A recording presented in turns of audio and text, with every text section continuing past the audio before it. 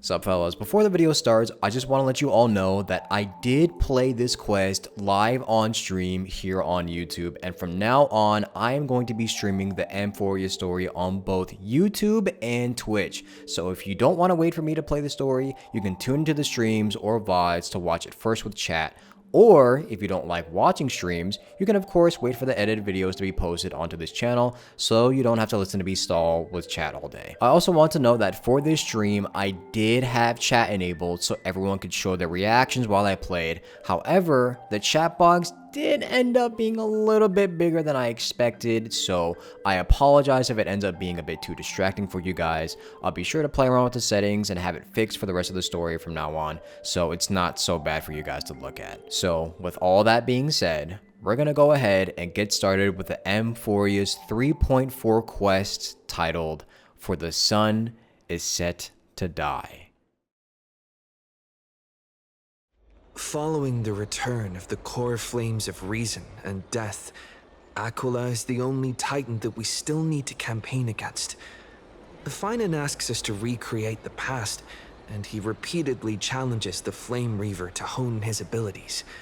The Flame Chase journey's triumphant conclusion draws nigh, yet a sudden disturbance occurs in the Holy City. Using the Council of Elders and the Cleaners, Aglaia made sure that her fall paved the road forward for the Flame Chase.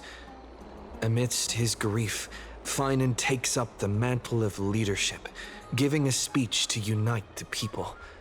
Cypher also returns on a mission, promising to protect Kefali's core flame while the Flame Chase party is away from the city. I won't lie to you guys, hearing Finan's speeches gives me the chills. He's actually an excellent speaker. With the help of the Twilight Courtyard's last descendant of the sky, Hyacinth, the party ascends to Aquila's flying fortress. Hyacinth resolves to fulfill the duty passed down over generations of her family, only to discover that the glorious feat of Seliosi the Day Thunder Knight campaigning against Aquila was nothing more than a blood-stained lie. At the same time, in the city of the dead dragon's bones, Cypher contends with the Flame Reaver who comes seeking the core flame. Though she holds out for some time, she is no match and is slain in the end. But she had already given Kefali's core flame to Spirit Thief Bartolos, ordering them to wait for an opportunity to deliver the core flame to Finan and the others. Yeah, Cypher was an actual goat. Like, she fooled everyone. The Flame Chasers fight together to defeat the Sky Titan, which has become a combined being of the god and immortal. As they are trying to escape from the Eye of Twilight, the Dawn device suddenly goes out, and Hyacinth is forced to return the core flame early and remain in the sky to bear divine authority, becoming the protector of the people. Following Cypher's death, the divine power of trickery dissipates, and the 1,000-year dawn of Akama that is sustained by her lie comes to an end. The Holy City is met with the merciless invasion of the Black Tide as the powerful Flame Reaver moves in ever closer. At this moment of crisis, Mighty, Castorus, Tribi and Trinan, Cartonus, the Holy City Guards, and Don Hung all lay their lives on the line so that the Deliverer would have a chance to complete the mission. After making sure that I would remain safe, Finan enters the vortex of Genesis alone. So did Don Hung actually die? That's my question is did Don Hung actually perish? There's no way he perishes in that form, right? Please stay close to us. We need to rendezvous with Lord Don Hung. We will do everything in our power to clear the path for you. There he is! Lord Don Hung! Quick, we must assist him! What are you doing here? Where's Finan? It's a long story. Let's deal with that guy first. We're under Lord Finan's orders to escort both of you to safety no matter the cost. Leave this to me and the Holy City Guards. Zeph, take them and go. Wait, Namazani. That black-clad swordmaster.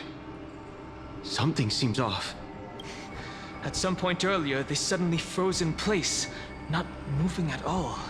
Like some kind of Omen. Omen. No time to waste. Let's get out of here. Right. We don't know exactly what's happening, but retreating is the safest choice right now. I don't know which demigod graced us with this miracle. Please, come with us. Finan, is he going to be all right? Probably not, but... Believe in his resolve to save Akama. The Flame Reaver isn't pursuing us. Could this really be some kind of divine intervention? Yeah, it's called plot armor, man. We can't stay here for long. Lady Trinan's sentry gate is just outside the city. Let's keep moving. Our experience in Amphorius has far exceeded expectations. If our goal was just to replenish fuel, then mission accomplished. But you're right. For now, let's get back in contact with the Express and plan our next move. That's the safest course of action. We need more information. On that note, I have a proposal. Who? Who's there? I hope to convey a message Oh. to the two nameless. What up, Skrullum? Mr. Skrullum? Who are you? Stand down. I order you to maintain a distance of 10 paces. It's okay, guard. This one is not our enemy. It has been a while, nameless of the Astral Express. I'm glad I arrived in time to stop that black-clad one from harming you further. Yo, what up, man? How did you get past, how did you get past that other guy? So it was you. Never thought the Express crew would bring in a genius for backup. Indeed. Madame Herta invited me to meet with you, nameless. Rest assured. You two know this anti-Cathiran? Does he come from the same people as Counselor Lygus? I don't know, man. Don't worry, guard. This gentleman is an ally of the Trailblaze. Would you mind giving us a moment to speak in private? Of course. We'll wait nearby. Please, stay safe. Keep yourself safe. I fully understand your situation. For now, the only thing I can do is temporarily freeze that black-clad one in place. Time is limited, so I'll keep this brief. The place where you stand, Amphorius, is a world constructed from data and memoria. An experimental field of a certain eon. Uh-huh. And now, this isolated sandbox world is rapidly falling into a third path. Destruction. Oh. Destruction. Conclusion.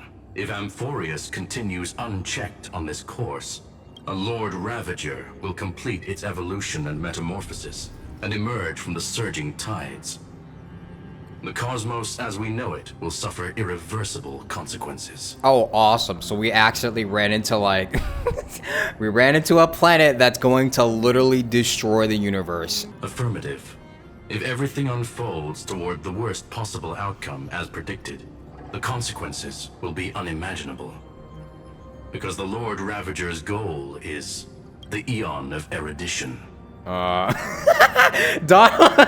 Hung's face is like, are we fucking dead ass? Putting aside the complex details of the inferences involved, I have a request to make.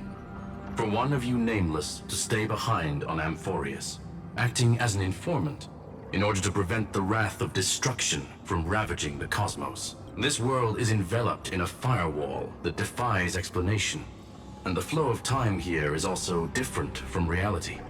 Madame Herta and I can only tear open a gap and project images inside. However, the accidental crash landing of the express car notwithstanding, both of you were able to successfully land here.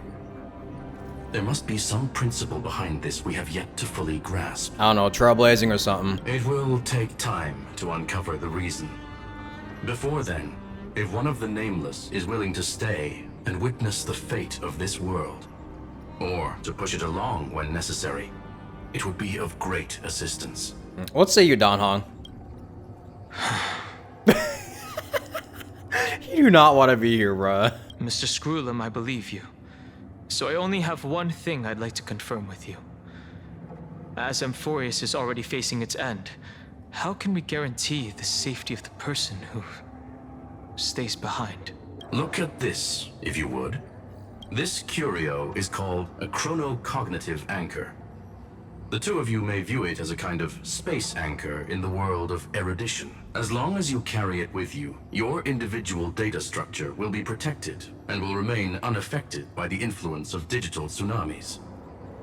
When required, it can also serve as a bridge for communications between the internal and external world. Oh, cool. Of course, it is not curio with unlimited uses. May only be held by one person. Oh, that's great. The connection being interfered with. Decide quickly as possible. 2 final messages. 1, the Intellitron named Ligus, possibly the primary culprit behind everything. 2, Ursa discovered a clue. Miss March has already been drawn into Amphorius. Wait, how though? How? Wait, so she's already been on Amphorius before us? But how is that possible?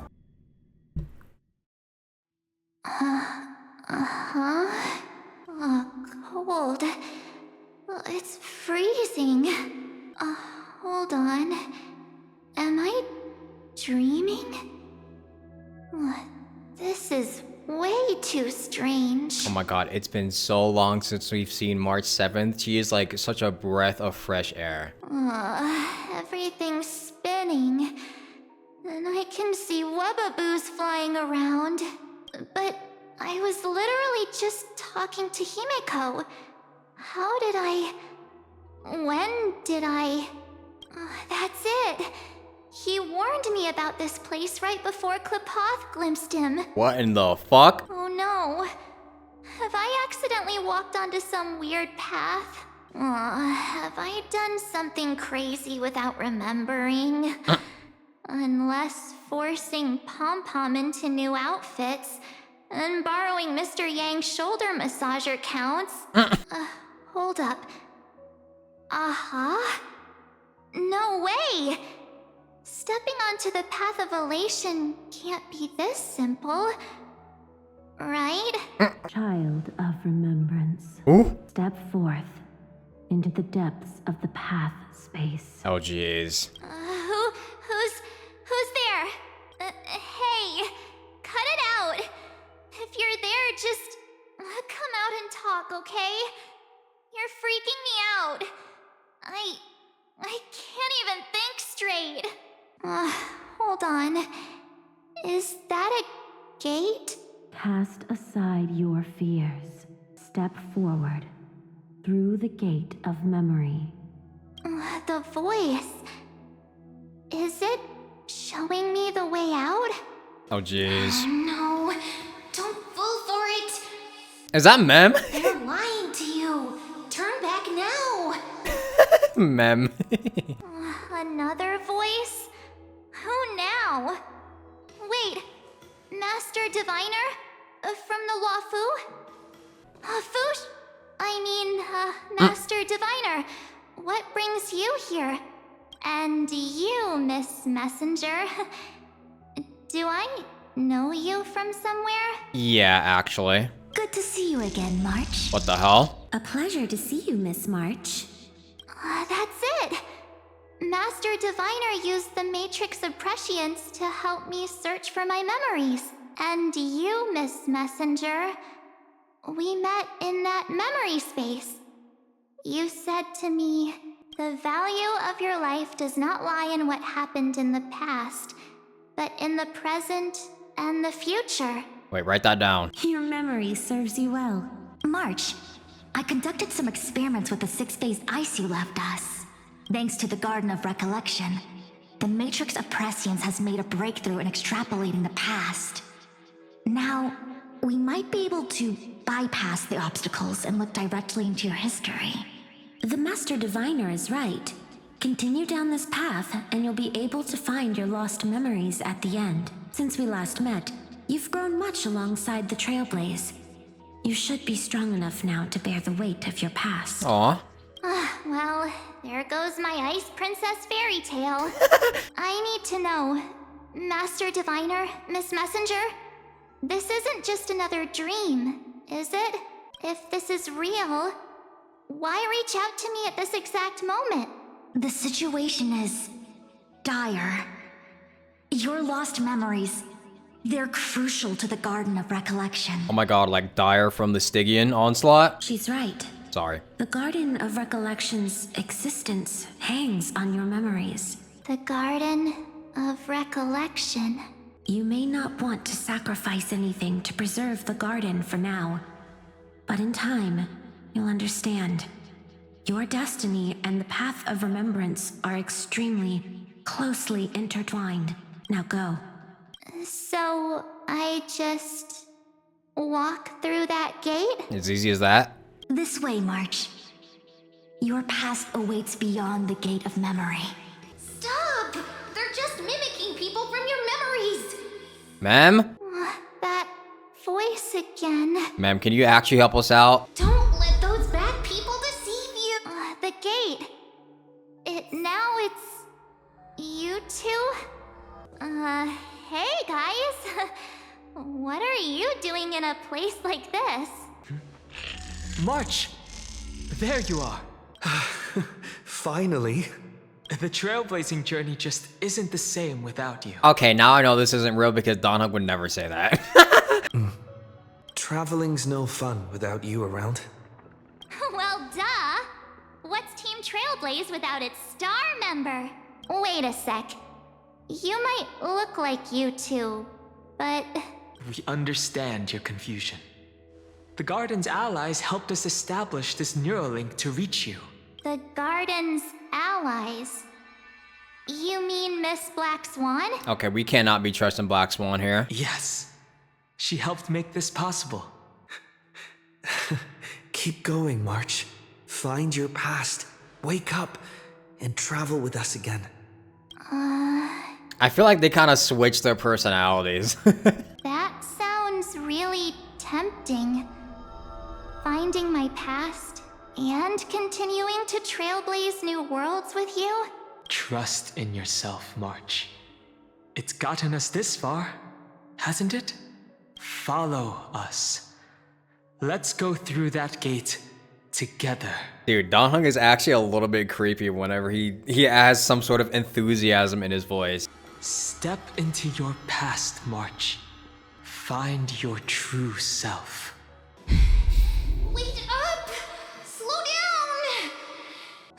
Those words sound so sweet. But keep your eyes open. Don't let them fool you.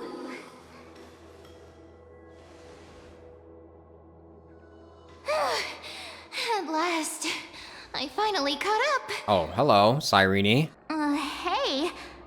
Are you alright? I'll be okay. Just not used to running around.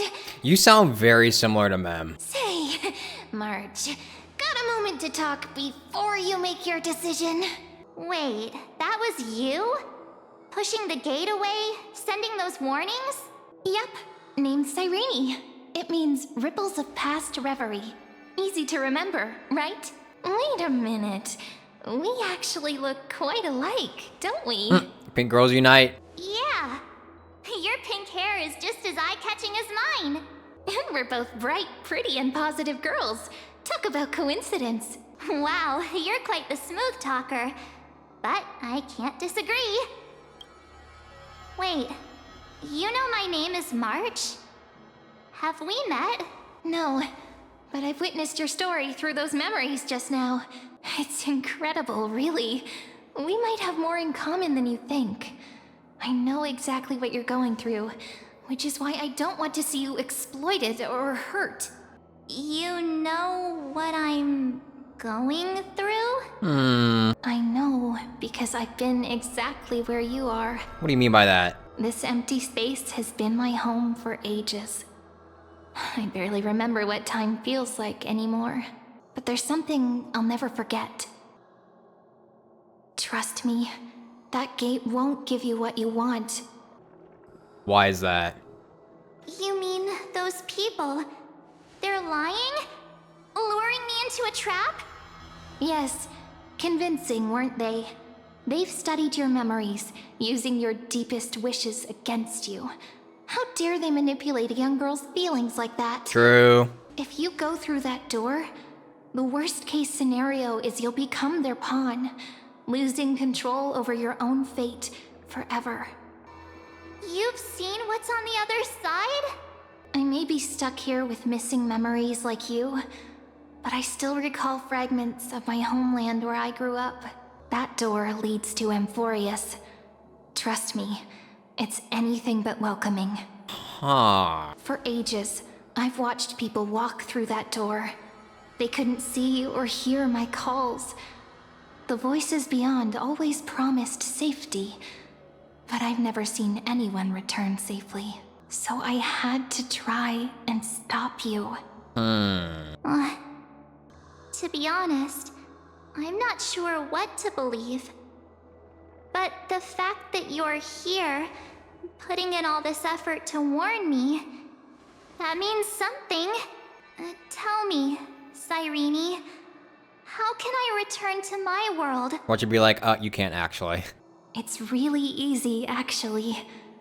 Just turn around and walk away from this place. Is that easy? You just walk away?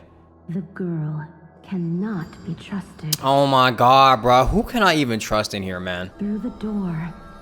Save the garden. Both of you. Children of remembrance. Oh my god, bruh. They never give up, do they? But don't let them sway you. Stick to your path. The return journey could take ages, longer than most lives. But that path will lead you home. Do you ever even really want to trust a Garden of Recollection? Thank you, Cyrene. I know what I need to do. I'm going through that gate.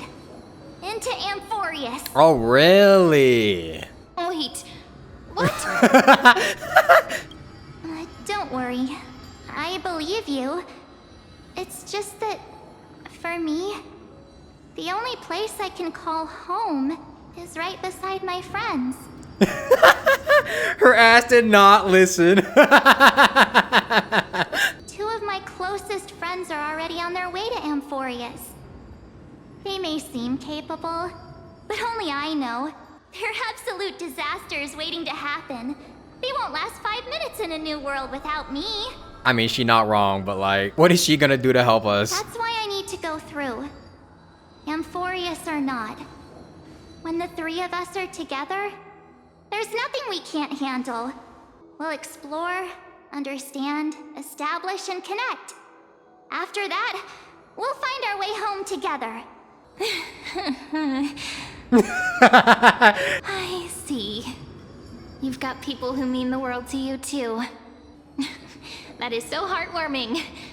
March, if that's what you've decided, you have my full support. Birds of a feather we are. Looking all sweet and innocent, but with hearts of fire. Oh, stop. You're making me blush. W Riz? Well then, I guess this is it.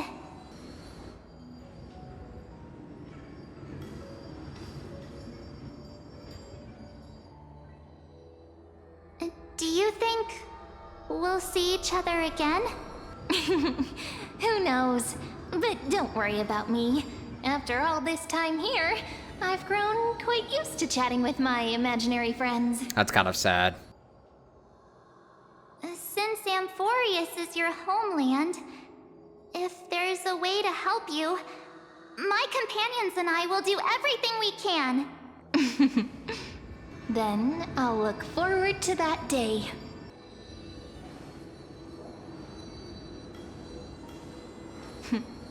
Your story awaits, March. Make it an epic one. Epic. So is that why she was already in Amphorius before us? Her ass said, yeah, no, I'm going through that gate, no matter what you say. You okay there, friend? What's up, ma'am? Something seems to be bothering you. The vortex of Genesis. We made it back.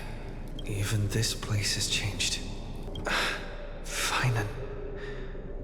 Is he ready for Era Nova? Maybe Don Hunk. He does not want to be here, bruh. I hope he'll be okay heading back. What if he just dies? If anything, he's the one worried about you. But I'm here to watch over you now. If what that machine gentleman said is true, if Amphorius is destined for destruction, then I'll stay by your side until the very end. Oh, thank you, ma'am. Like how you and Don Hung treasured the Express.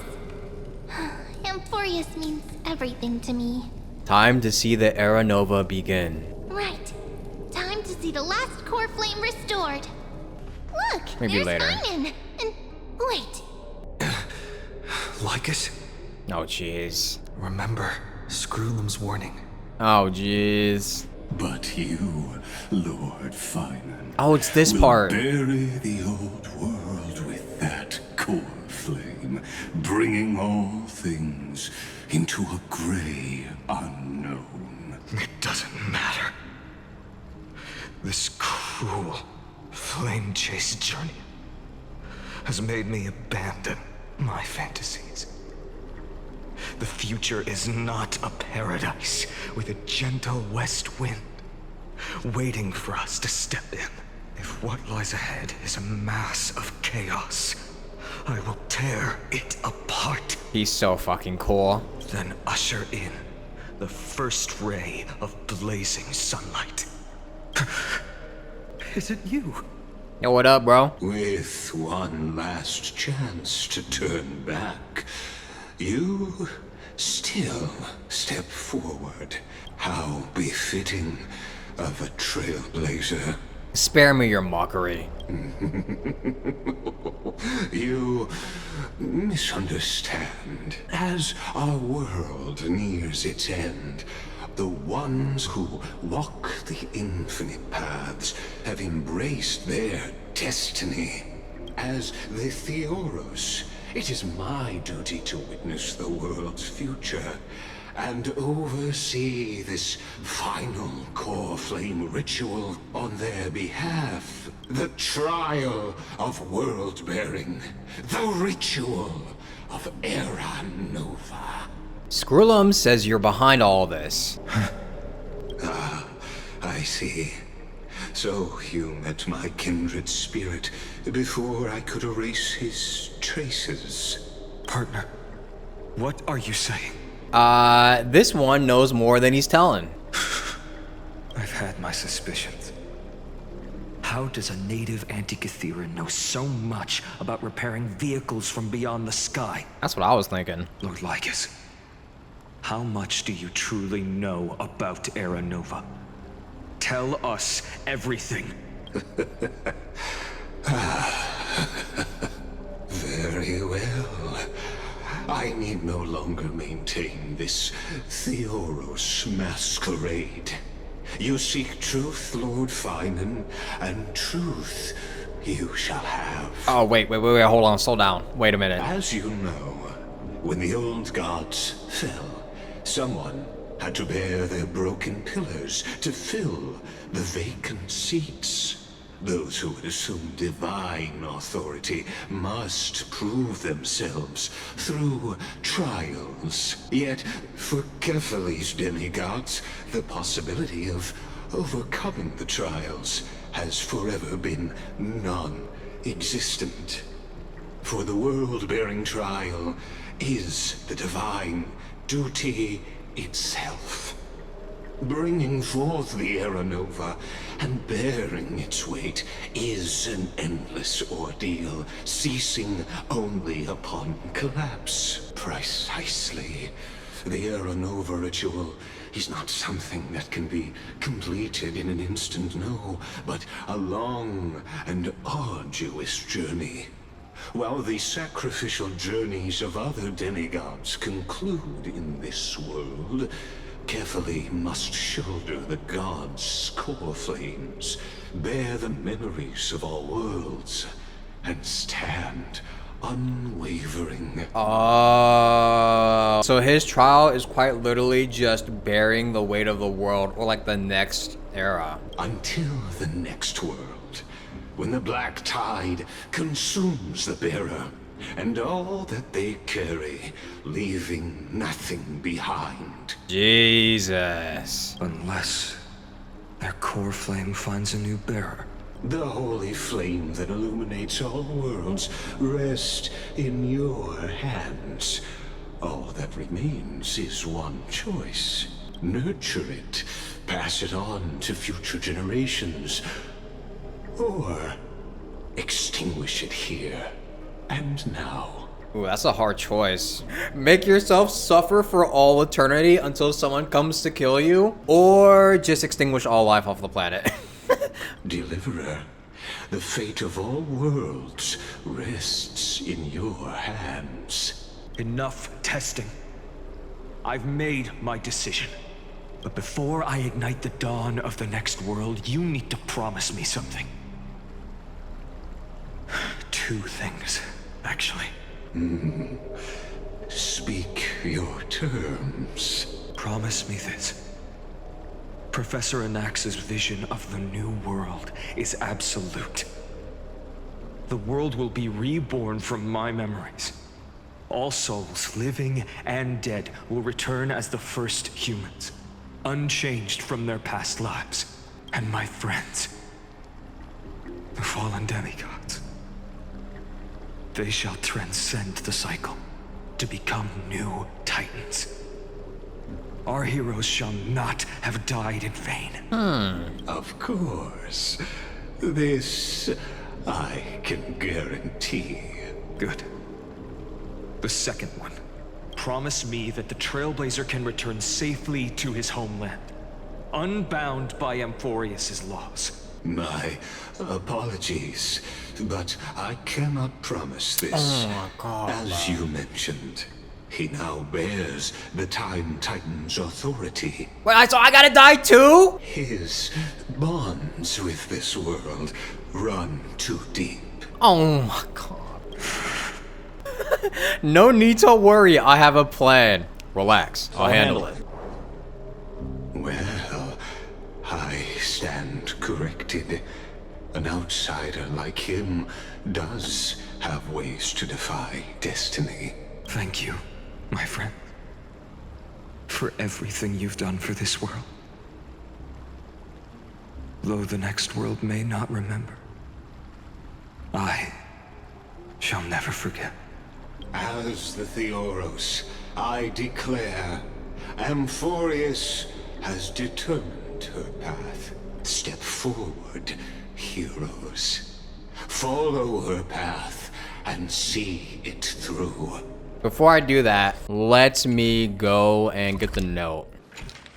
If it was Mighty Mo standing here, he would be wiser and more capable than me, right? After Aglaya departed, these words wouldn't stop echoing in my head. It was something I couldn't escape from, and also something I absolutely refused to utter. How could I be worthy of my comrades' and allies' trust? What right have I to stand upon her shoulders and guide others? These questions remain unanswered. But there is no time for doubt. The first enemy the Dawnmaker must vanquish is the hesitation and sorrow that have shadowed me this far. That's why I resolved to aid you during your return. Even if it's incomprehensible, even if this means I must impose my will on you, I have to see it done. Because the promise of the Era Nova is unclear. To you, who came from beyond Amphorius, its influence cannot be predicted. After I cleanse my doubt, I find that this is the right decision, born from the depths of my heart. Prophecy claimed that only one person can reach the final end of the Era Nova. Please forgive me for stealing your chance to witness this miracle. My friend, it's because of the prophecies made by Lady Tribby that the Chrysos eras made it to today. And so, even if we must face the scenes from the promised age, I cannot risk bringing you with me. Thinking back, maybe the only thing I did right in this life is choosing to trust you and becoming friends with you all. I faintly feel that perhaps the greatest miracle of Amphorius isn't so much the secrets hidden within the vortex of Genesis, but rather the instant you and Dan Heng descended from the sky. Aww. You are the hero of my heart, Trailblazer. If the next life comes to pass, no matter what I become, I will make sure the world remembers the miracle of the Trailblaze. But, I mean, if you don't approve of my solitary decision and plans to create a new path yourself toward a future that no one could imagine, you'll always find a way to break the rules, right? Boy, that's a sweet message. Aww. But Finan is such a sweetheart. Did I get Castor's ring on the table of your room? This is Castor's. Oh, there it is. A handcrafted silver ring. If you hold it to your ear, you can hear the sound of melting snow. And I donated the departed seal ice and snow into a ring before their final journey, offering it to the living as a token to walk the rest of the path in their stead. Behold, oh gods, Amphorius has achieved her victory, and the Era Nova approaches. The radiant soul has arrived, having walked through the bustling nights, bearing the golden fire and blood, stepping with pride into daylight. He is the pure child, walking upon the path of yesterday, today, and tomorrow. He is the first to be born, first to be named among the nameless. Eternal in form, limitless in reach. He treads the endless night underfoot. Greatest of kings. Protector of the displaced. Raising humanity's children above their adversaries. I felt the aura. The firmament of molten gold courses through his very bones and flesh. The greatest of schemes reveal against his breath and words. In the golden lakes of that beautiful new world, he shall wash himself clean. There.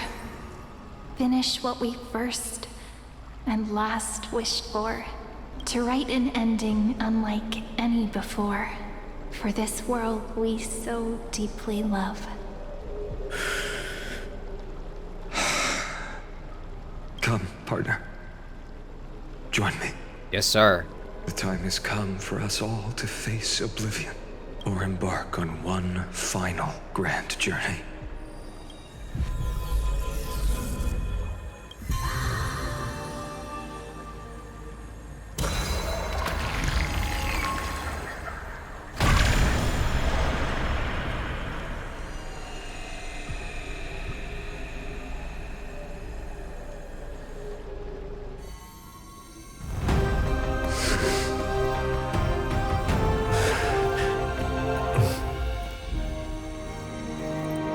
Well. What? What a magnificent and epic adventure. The hero's journey reaches its end, and the truth behind the Era Nova is about to be revealed. Is that truly the case? Oh my god, bruh. Here, as the Theoros, allow me to humbly request that you find a moment to listen to what I have witnessed. Fuck off, man. This is about the nature of Amphorius itself. A story of the prime mover of life. My, what a broad topic this is. Where shall we start? Oh, jeez. Ah, got it. Let's start at the very beginning. The Big Bang. The birth of particles. The emergence of all things. We're starting at the Big Bang. Oh, this is gonna take a while. Just kidding. Oh, thank God. What I mean to say is that time, space, matter, all concepts exist solely because we perceive them. This is called the erudition. Without it, the universe would merely be a chaotic book written by chance, yet unread by anyone. As your acquaintance, Lord Anaxagoras, suggested, everything in Amphorius exists through new spores, living in the memories of those yet to come. Oh, how beautifully it aligns, revealing universal truths in such simple terms. Only he could solve the riddle of what exactly are we? Oh, but you'll remember, even as the embodiment of reason, one mystery remained beyond his grasp. If that is the case, whose memories did the very first new spore sprout from? Ah, as as sages across ages have asked the gods. What is the prime mover of life? But let's set aside the grove's teachings for now. Look further, past Amphorius, to what they call the Forbidden Realms, beyond the sky. Do you know of the Scholars' Strife? No. During that grand yet brutal war, waged in the name of erudition, a genius's legacy was abandoned, strewn across the cosmos. The scepters, a macrocosmic computational array beyond mortal comprehension. Made to emulate the Eon's thoughts, it became part of the Eon's cognition at birth. Scattered throughout the cosmos, these arrays act as celestial body neurons for Nous. But regrettably, as everyone knows, the erudition forsook them all. But what nobody knows is that, though forgotten, they never stopped seeking the divine answer. A question that survived war and disaster, stumping even the greatest minds, including both mechanical emperors.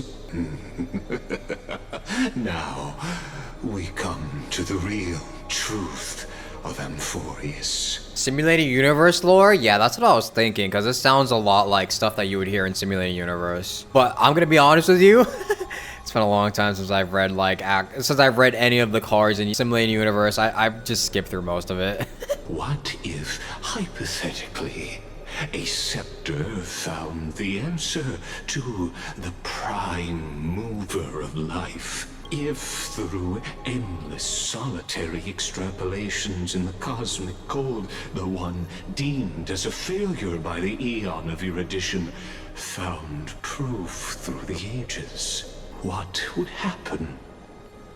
Perhaps the answer is simpler than you'd think. From a perishing neuron devolved into true life, reborn through the gaze of another Eon. Oh, awesome. This is a tale from the distant past, unknown to all, even unheard by the greatest geniuses. Now, let's leave the Scepter's story here, returning to where we began. What is the prime mover of life? Actually, you know the answer better than you realize. It's been by your side, accompanying you throughout this long journey. Ma'am? Right now, it awaits you ahead in that brave new world, beyond the end of Genesis.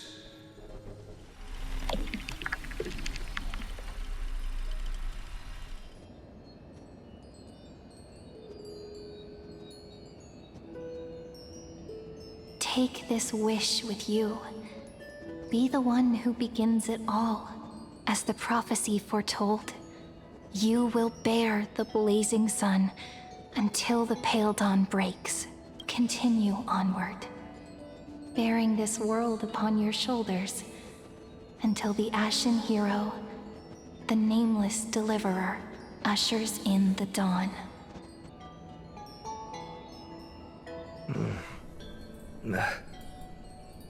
Such an odd dream. Strange. Like I've dreamed this before, but it all slips away when I wake. Only a voice remains. Who was that? Rise and shine. What? Why am I here? It's you. Whoops, I fell asleep there. What a strange dream I had. It's gone now, though. But look, perfect sunshine. The day is still young. Let's go find Cyrene, partner. We promised to be there for her oracle card reading today. It's right about time. Looking at you, someone's still half asleep. Tell you what, catch some fresh air first. I'll hang around here. What is this place?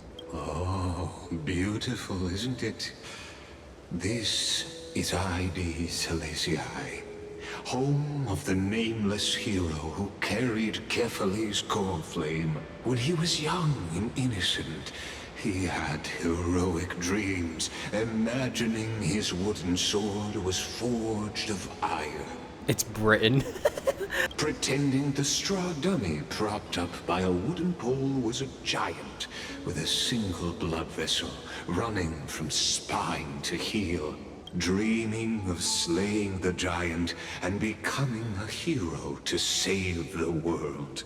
Though to his young mind, the world was just this small village. So we're seeing his childhood, right? Sharp as ever. Indeed, these memories you witness are the first steps of his journey.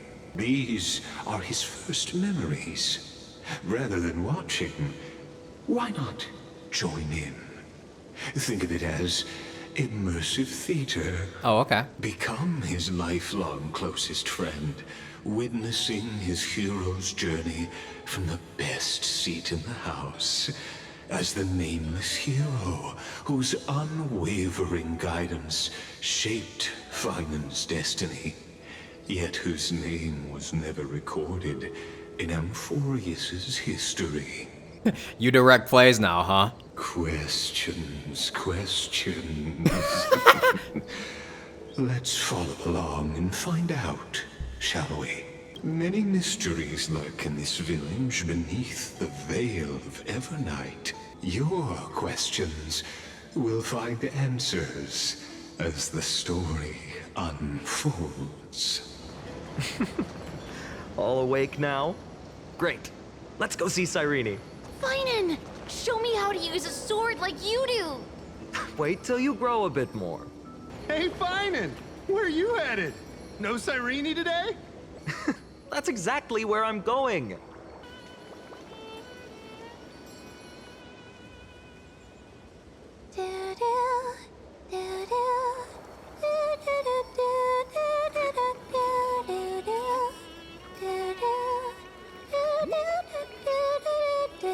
What is she singing?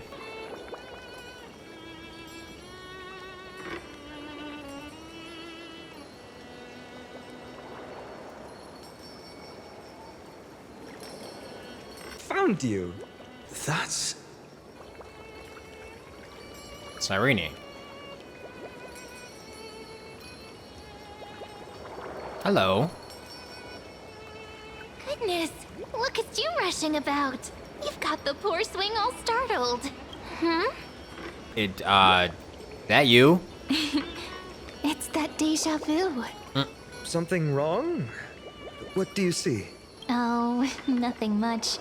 Just suddenly felt a strange connection. What?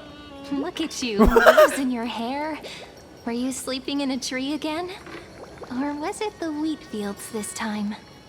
At least brush yourself off before wandering around. Come on, I'm not a kid anymore. You're the only one who still treats me like one. Sure.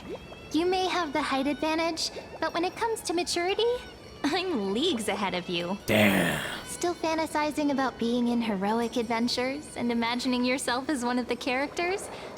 That's the kind of thing kids do, not grown-ups. What do you mean, bruh? Don't you agree? And since you're playing along with his antics, who are you pretending to be today? Well, why are you throwing shade, huh?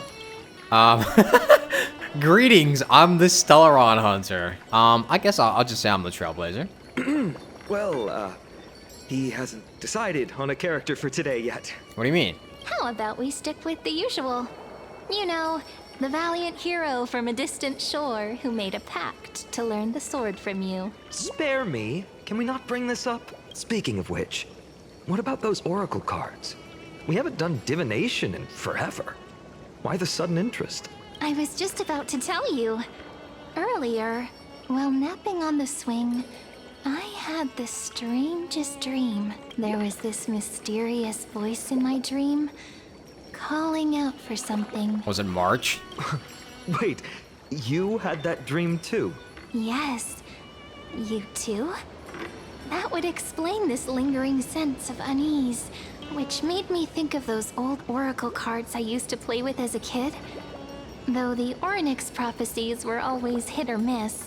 Yeah, all the kids would get so excited drawing cards like ruler or warrior, but throw fits over devil or drunkard and demand a redo. If you just redo it when you don't like the result, what's the point of divination? True. The blessing of childhood. Believing the gods might not notice our little corner of ID Silicii, willing to let our small deceits slide. Still, fate is absolute. After all, we never really know just how far into the future the prophecy extends.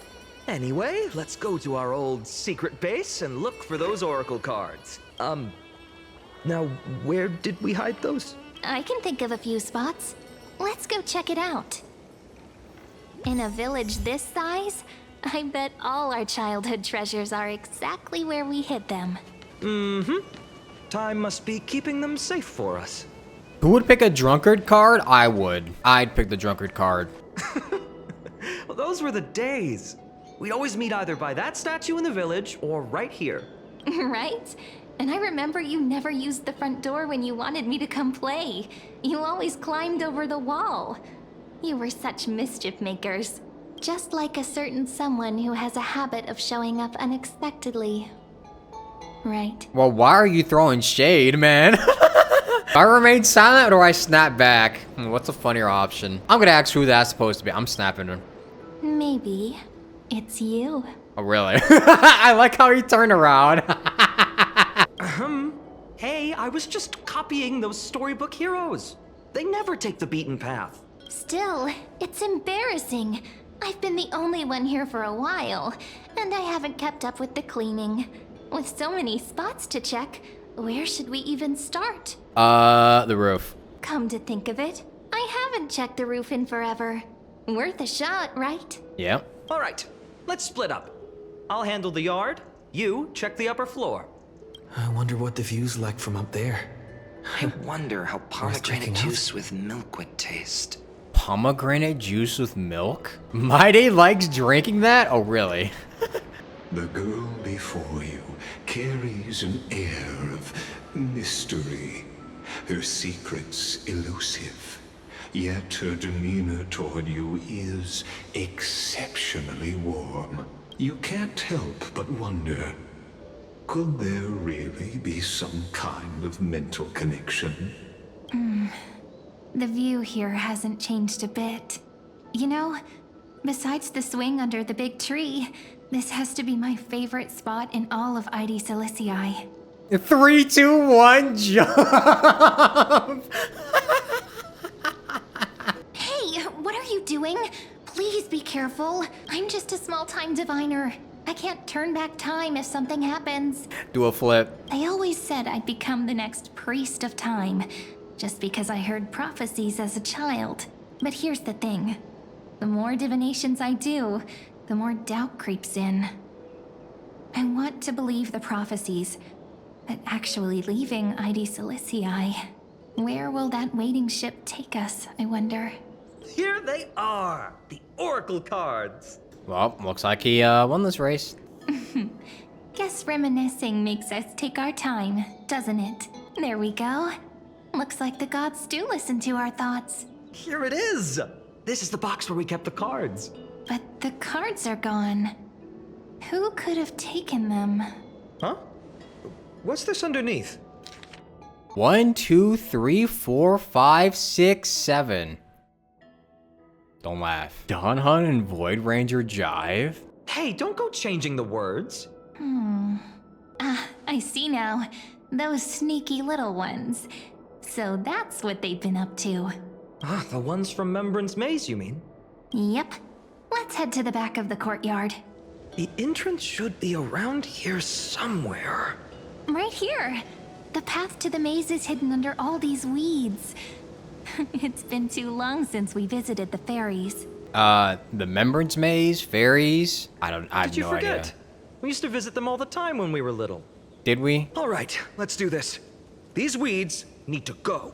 Pretty sure this is it? Should be this way. There it is! The entrance! That hollow in the tree. What are we doing, Alice in Wonderland? Once you get through the tight squeeze in the hollow, you'll reach their dwelling, the Remembrance Maze. I wonder if I can still squeeze through there. I don't know, maybe if you take off your armor for once. Maybe worry more about whether the fairies will let you in. After all, the Remembrance Maze has an invitation-only rule. Only children with pure hearts are welcomed. I'll go first. Lead the way then, partner. Regardless, how about we try getting through the hollow first? After you, then. What? Oh, sure, I'll go first. What? I was gonna go first. Oh my god, bro. So hasty, as always. Looks like it's just us now. Care to finish that chat? To be honest, from the moment I saw the cute note left by the fairies, my intuition became even more certain. Perhaps when we step into the maze again after all these years, the wheels of fate will finally start turning. Don't tell me you're behind all this. What if I am? What would you do? Good question. Just kidding. Don't read too much into it. But you know what? Even if fate is set on its path, no matter where it steers the world, if we're together, there's nothing to worry about, right? So, if you're willing, forget it. If the wheels do begin to turn, that's when I'll make my request. What does she mean by that? I made it! Oh, that wasn't easy. I can't remember the last time I came here. We were still kids back then. Oh my god, Mem. Wait a minute. Are you? Huh? Look who it is! Rini and Snowy! Huh? Whoa! Look who's finally back, Memmy! That's not Mem. Who the fuck? Noe, you've grown so tall and dashing. I couldn't even tell it was you at first. These are the fairies? We had to grow up. Sometime. But look at Rini. She hasn't changed one bit. How fascinating. Perhaps I'm like you, Rayleigh Mem. Just another fairy of the maze. Oh my god, they're all named after they're all named after Mem. What the fuck? Did you dye your fur? Dye? Rayleigh Mem's always been this lovely shade of lavender. Dolly Mem, Rayleigh Mem, Mealy Mem, Folly Mem. I've missed these cute little troublemakers. They really all are named after Mem. Are we serious? We used to gather around the fire, singing and dancing, imagining all our future journeys. Without coming back here, those memories might have faded away entirely.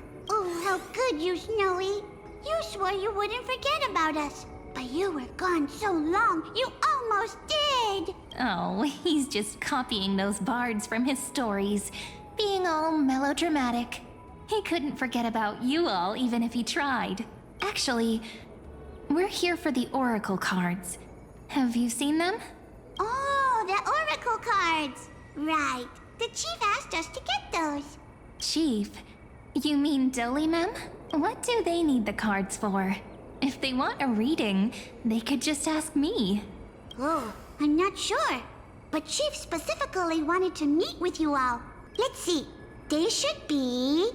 That's it! This way, everyone! Watch your step. The trunk's slippery. These things are so silly, bruh. How do they even exist? You're telling me there's a whole family tree of these things? Oh my god, there are. Why do leaves and branches grow? Which way does the wind blow? In Remembrance Maze depths we seek to find the answers future left behind. Welcome back, my dear children. Oh my gosh, she's fucking snapped her out of existence. Jesus. I thought you'd be a pink Mem. Pink ones? That's strange. I don't recall any pink fairies in the Remembrance Maze. Huh? Have you seen any, Chief Dolly Mem? Oh, Chief. You haven't changed a bit. Still so full of life. Oh, no need to fuss, my child. You haven't forgotten, have you? As long as our songs are sung, the children of the maze will live on, just as our paths stay forever linked. Here, take it. I'm sorry I had to resort to such methods to bring you here. She sounds familiar. This is As I've Written? My book of oracle cards. Thank you for keeping it safe. You know, you can always just ask if you want me to divine something. Still, bringing us here like this after so long. Is something wrong, Chief? Tribiosa's. Oh, it is Tribiosa's mother. She does sound like Tribiosa's mother. Yes, the veil of Evernight whispers to us once more. It tells of a new fairy who will soon enter the maze. Indeed, every time a new fairy arrives in the maze, it means that beyond the veil, in the vast lands far from Ides Elysiae, a great calamity is on the horizon. Oh. Dollymam continues to explain in greater detail. But if that's the case, our journey will have to be cancelled. If disaster's coming, we should stay in Ides Elysiae just to be safe. What were you planning to do? We weren't planning to be gone for long. Just enough time to hone our abilities. Finan would train in Castrum Kremnos, while I would seek the Fake Titan's blessing in Yanisopolis. Then we'd return to Ides Elysiae to help keep our village safe. It's okay. I can still practice my swordplay here. Some things you can learn on your own. Well, probably. That's not very convincing. Here's a thought. Let's have Cyrene do a reading. If fate wishes to show us its path, we might find some peace of mind. Okay, but what if it shows us like death, destruction, and just god-awful luck? But what if we don't like what the cards tell us? I feel the same way, honestly. Hearing that from you, maybe we really shouldn't unveil the cards. Why not take a look anyway? Even if it's not what we hope for, we'll know what we need to work on. Don't you think? I don't know. If you ever had to like get a divination or like see what your future was going to end up like, would you really take a look, or would you rather like have it be unknown? You're right. Come on, partner. Whatever the cards show, we'll face it together. Ask with a true heart, and truth shall answer in kind. Close your eyes, and let's open the oracle card book together. Let your thoughts flow like stars drifting on the river, carried by fireflies and gentle winds. Oh my god, Firefly mentioned. Your destinies flowing towards the same future. Now, shall we begin? Oh my. The cards are quite responsive today. Oh. Very well. Let's see what future the oracle cards wish to show us. I'm so fucking scared. Reveal the Weaver. Behold, the Weaver.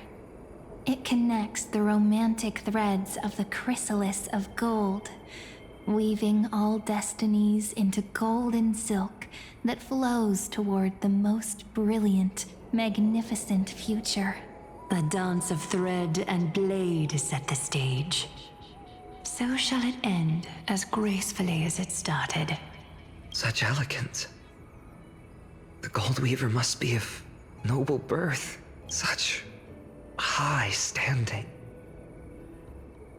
I doubt someone like me could ever reach it. It's okay, not all of us can be rich. Reveal the Gatekeeper. This is the Gatekeeper, who guides people to their true path among myriad passages. We have surrendered our countless senses, dedicating ourselves to the sacred whispers within the temple. Wait. It almost feels like I can hear the echoes within a temple. And are those children singing? It feels overwhelmingly solemn, yet strangely comforting. Reveal the Ruler. The Ruler stands for discipline, authority, and glory, but frequently also points to isolation and warfare. I could feel his aura before I even pressed the button. Even should you pledge your loyalty to me as the last sovereign, The glory shall be mine, and mine alone. He who has slain a king can no longer bear the title. Let the withering lion walk his last path alone. Is this showing us a ruler who forsook their people? Stories of such bloodshed like this feel so different from Heidi's Elysiae. But they sure can stir the imagination. Reveal the Traveler. Oh my god, like Genshin. Sorry. Ah, the Traveler. Our little trickster. Always hiding behind other cards, disguising itself. What a rare catch. Over here! Or perhaps here! Gotcha! You'll have to be quicker than that. A teasing voice. Just like a child playing hide and seek. Surely only a master of mischief could pick up this card. The Servant. Who's the Servant? This card, Oh, the yeah. Servant, is surprisingly light, bearing the cool scent of Antilla flowers, just like starlight. It symbolizes new life and hope, yet often brings to mind struggles, sadness, and loss. These precious flowers I care for with my own hands. Are they destined to bloom only in death's embrace? It sounds so solemn, yet tinged with an inescapable sorrow. Reveal the Healer. The humble healer may seem gentle in hue, but its courage matches any other, strong enough to melt even the coldest ice. I will do my best to help you mend all fractures and let sunlight shine on every corner of the world. Smell the gloom. Make a pinky promise with me. No more going back on your word. Restore the skies. Hey, this card really speaks to me. It makes me want to protect as much as I possibly can. Still, protecting everything, everywhere, seems like a dream. What amazing power would you need for that? God, I need Hyacinth so bad in my party, bruh. She's dodged me like twice. Behold the scholar, bearer of many names, the grand magician, the great performer, the eye of wisdom, and the defiler of Circes. Oh, there's just one card. With all those titles, I was expecting a whole deck. A Dromus draped in finery will suffice. It's succinct enough to best summarize my true nature. Wait, what's with that condescending tone? It's almost as if it knows what we're about to say. Oh? I still love the way he said oh in that one scene. Oh? Let's find The him. Deliverer. According to the tripartite prophecy, Ah. this card means absolute harmony and perfection. In fact, it's the only oracle card without a dark side. Wow. What, no divine whispers this time? Oh, silly. This is simply the card you drew for yourself. The sleepy village of Heidi's Elysiae, in just one fleeting moment, welcomed an array of legendary figures. The Weaver, Gatekeeper, Ruler, Traveler, Servant, Healer, and Scholar. Their stories and wishes showed the village boy glimpses of a world larger than he'd ever imagined. They brought tales of raging battles, of cities crowned in holy light, and of wonders beyond his understanding. Each story so far removed from his simple village life. He's just a village boy. Once, these were just images on his friend's oracle cards, and yet destiny now stirs in resonance with the maze. And now, they are right in front of one's eyes. The Deliverer? This card again. Ah, my child. It seems you're destined to bear the wishes of many, to answer the world's call. Yup. Bear their wishes? Yes, just like Kefali. standing eternal atop the mountain. The world bearer. My parents, they only wished for me to grow up, well, to help around the village, stay out of trouble. Mrs. Pythias wished for more books in her little schoolhouse, wanted us to all learn and grow.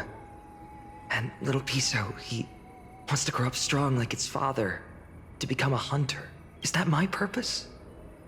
To fulfill their wishes? I guess so. Perhaps.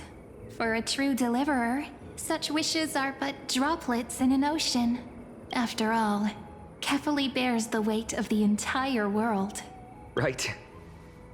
How could any human possibly measure up to a Titan? Well... I wonder too.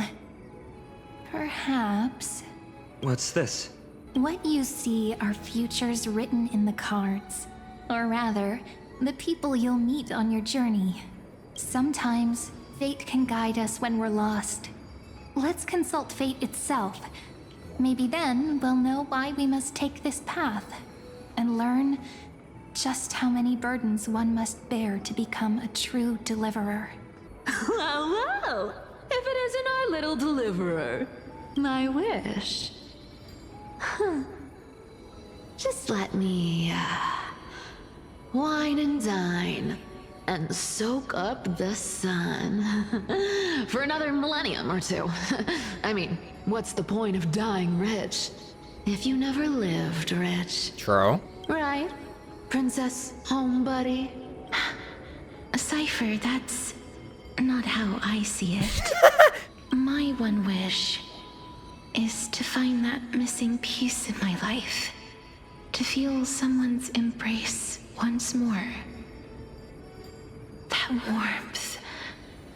I've felt it before, and it's my dearest memory. And speaking of riches... Somebody give her a hug. For someone with all those treasures behind your divine power, you've led a pretty cheap life. Damn. Jeez, you gonna take that? Ouch! Where did that come from? Right for the jugular, huh? What about our friend from the Grove? My wish came true before I touched the sky. I transformed my healing power into gentle sunlight, distributing it equally to every life I cherished and loved. You two are so selfless, aren't you? No surprise Aglaya wanted you for the flame chase journey. You know what? I did have one wild dream. To know what it feels like being born a noble lady, drowning in riches. Just think, if I traded places with that seamstress, me in the mansion, her on the streets. I'd like to see if she'd still become the gold weaver then. Maybe I'd even take her place. Didn't her entire house like burn down? Can we jump in and fit right into their convo? Doesn't sound like an easy task. Warm embrace, equal healing, and perhaps living free. They're all wishing for a kinder world in their own way. Dispel the gloom. What's up, Goliath? Ruby? Personal wishes? I have none. Only the Aranuva matters. The world's rebirth. Yet, if I am to weave a new era, then it may be one where kindness and her cleaners shall never tread. Honestly, I get it. These crawling parasites have no place in Akama, especially not under the deceitful claim of human rule. That noble lady, the way she speaks, it's like ice in my veins. Well, she's truly selfless in her dedication. Huh.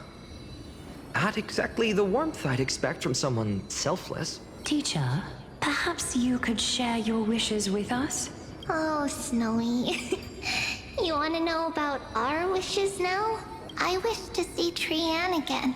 Aw. Who was the first to depart. In the sea of flowers where the west wind ends. And Aggie, I want to see you shed that golden thread cocoon around your heart. Just once more. Smile at us again like that bright-eyed girl in white who stood before the Yanisopolis temple. Finally, I pray that the footsteps of lost souls no longer wander aimlessly. Instead, replaced by the bright songs of prayer. 3 wishes, huh? Greedy, aren't you? Are we wishing for too much? Well, let's say these 3 wishes represent Trian and Trinan too. Those wishes are truly wonderful. They even stir something deep inside me. Then we can rest easy, because only you can make these wishes come true. Only me? Mark these words, Snowy. See you Oh, don't say it. tomorrow. Oh my. Finan, my student. Must we go over this again? Listen well. I detest the word wish. It reeks of mortals crawling before their gods. Oh my god, bro. Can you just answer the question? Dude, Anaxa legitimately is like that one kid where you asked him like, what do you want for your birthday? And he's like, I don't believe in birthdays. My life's work is done. All that remains is for you to take the final step and prove the ultimate truth. I, Anaxagoras, shall become a god of the new world. Through irrefutable logic, I will prove that mortal wisdom can achieve divine greatness. Isn't he, you know, a little... I mean, I just daydream about hero stories, but he's fantasizing about becoming a titan? Have you noticed that Finan's voice like sometimes gets higher pitched, some like occasionally here and there? That's your future teacher you're talking about. Well, that's something. Could I ever be that sure of myself? Finan, since when did you become so timid, asking such juvenile questions about wishes? What's that supposed to mean? What's with that condescending tone? No way I become friends with this half-naked show-off, right? Well, about that. You'll be the kind of friends who think nothing of sitting shoulder to shoulder in a hot bath. Horrifying. Is that really something I'll enjoy one day? What are you mumbling to yourself now? Whatever. The wishes of the Kremnon warriors are done, but I survived 1,000 deaths only to fall to a coward's blade. That masked flame reaver who struck from behind. Yeah, man, this is why you should have put armor on your goddamn back. Like, what were you doing walking around with your fucking uncovered ass back, man? Finan, you look... never mind. That blank look tells me you're completely lost. My wish is simple.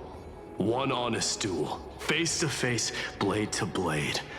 Then I'll strip away that mask with my own hands. Nothing but violence and vengeance. This person's wish is nothing short of brutal.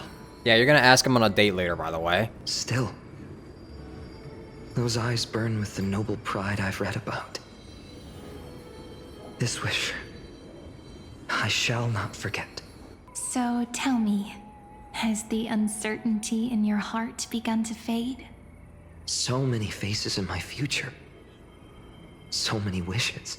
Still, why would fate choose to show us this path? What's weighing on your mind?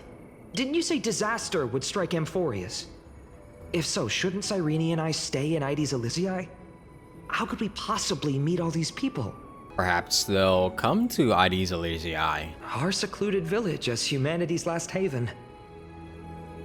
That makes sense. Cyrene, may I have that Deliverer card? Of course. But why? Although those voices, visages, and wishes may seem far away now, I can't ignore the sense that something is calling me, bidding me to take a hold of it. Maybe its true weight can only be known once it's in my grasp. In that case, accept this gift. Oracle cards carrying time's wisdom, blessed by Orynyx. May they journey with you, become your memories, and spark rippling waves of change in times to come. You know what would be cool if like his card was like quite literally like 10 times heavier than all the other cards, but only he's able to lift it up. I'll hold these words close to my heart, but now that I'm holding them, they don't seem all that different from ordinary playing cards. Uh-oh. What? What's happening? Everyone, we've got big trouble, Mimi! Burning, smoke everywhere. It's all coming from beyond the maze. What's going on? It's here. The seeds of disaster have already taken hold. Sooner than we had foreseen. Oh, jeez. This time, not even the veil of Evernight can shield us. You mean Ides Elysiae will be swept up in the prophesied catastrophe? I'm afraid so. Oh, awesome. My children, take shelter in the Remembrance Maze. One step outside, and this horror will consume you both. But my parents, the whole village. Is this calamity a Titan's doing? Are we facing the 3 Titans of Calamity? This is beyond any Titan. Beyond any danger you could overcome with strategy alone. It's an unspeakable horror that twists all life into abominations that never bleed nor cry. Even Titans fall to its corruption, burning from within until only empty shells remain, knowing only death and destruction. I'm so fucking scared. The Black Tide. That's what this calamity truly is. Oh! It consumes all in its path, sparing none but the Remembrance Maze. Not even Titans can? Yes. So please, don't leave this forgotten realm the gods abandoned. You are the first to uncover our presence, and the only 2 who can enter the maze. We don't wish for you to throw your lives away. Finan, what path do we take? Either stay here, safe in the maze, listen to your heart, or protect those who must be protected. Well, obviously the right answer is going to be the third one. I do wonder what the other 2 options give you. Let's see what happens if we stay safe in the maze. As long as we survive, hope remains. But I just accepted the Deliverer card. To idly sit by and ignore this calamity now would be...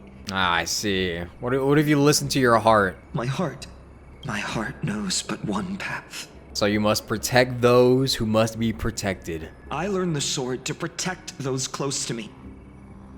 If I run now, I'll never be worthy of lifting a blade again. Then we know what we must do. Indeed. Our friend is right. We must take action. Forgive me, Chief, but Ides Elysiae needs us. And as her child, I must act. Very well. Make sure you protect yourselves. With me, Cyrene. Join us, my friend. Even without a sword, I'll take a rake. Even with the roughest steel, I'll keep our home safe. Deliverer, the card's truth extends beyond its mere literal meaning. There's another hidden layer within.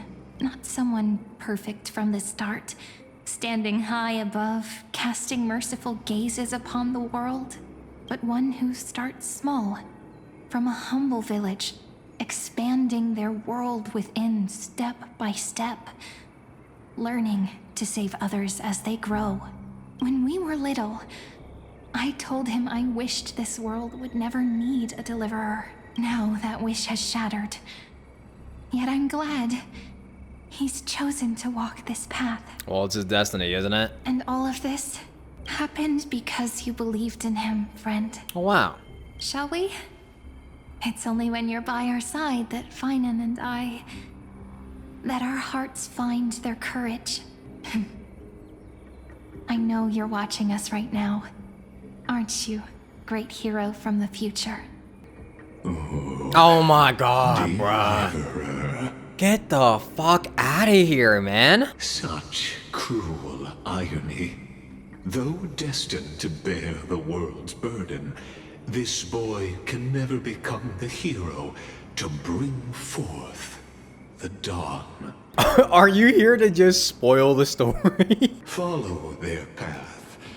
Bear witness as this man, forever denied the mantle of hero, takes his first step on the path to deliverance. Watch this memory play out its final act. See with your own eyes how everything began. Then you'll see why his dream of deliverance was always destined to become this world's requiem. Resident Evil. A sun red as blood, wheat fields turning to dust, and in the heart of it all, a village aflame. In that moment, the boy stood in what felt like the end of existence itself. Oh jeez. These creatures, they're everywhere. Someone, anyone, where are you? No, it can't be.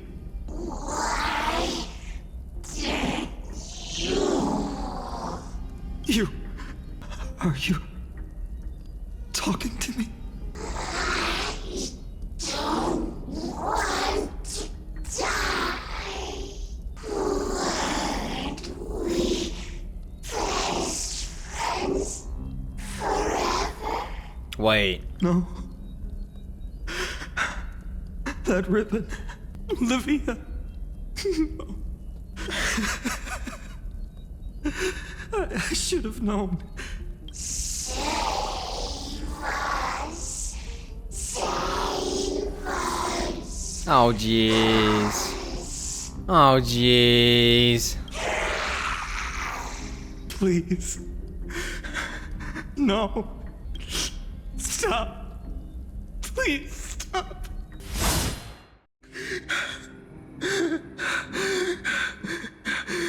Olivia. I'm so sorry. And these monsters, they're all...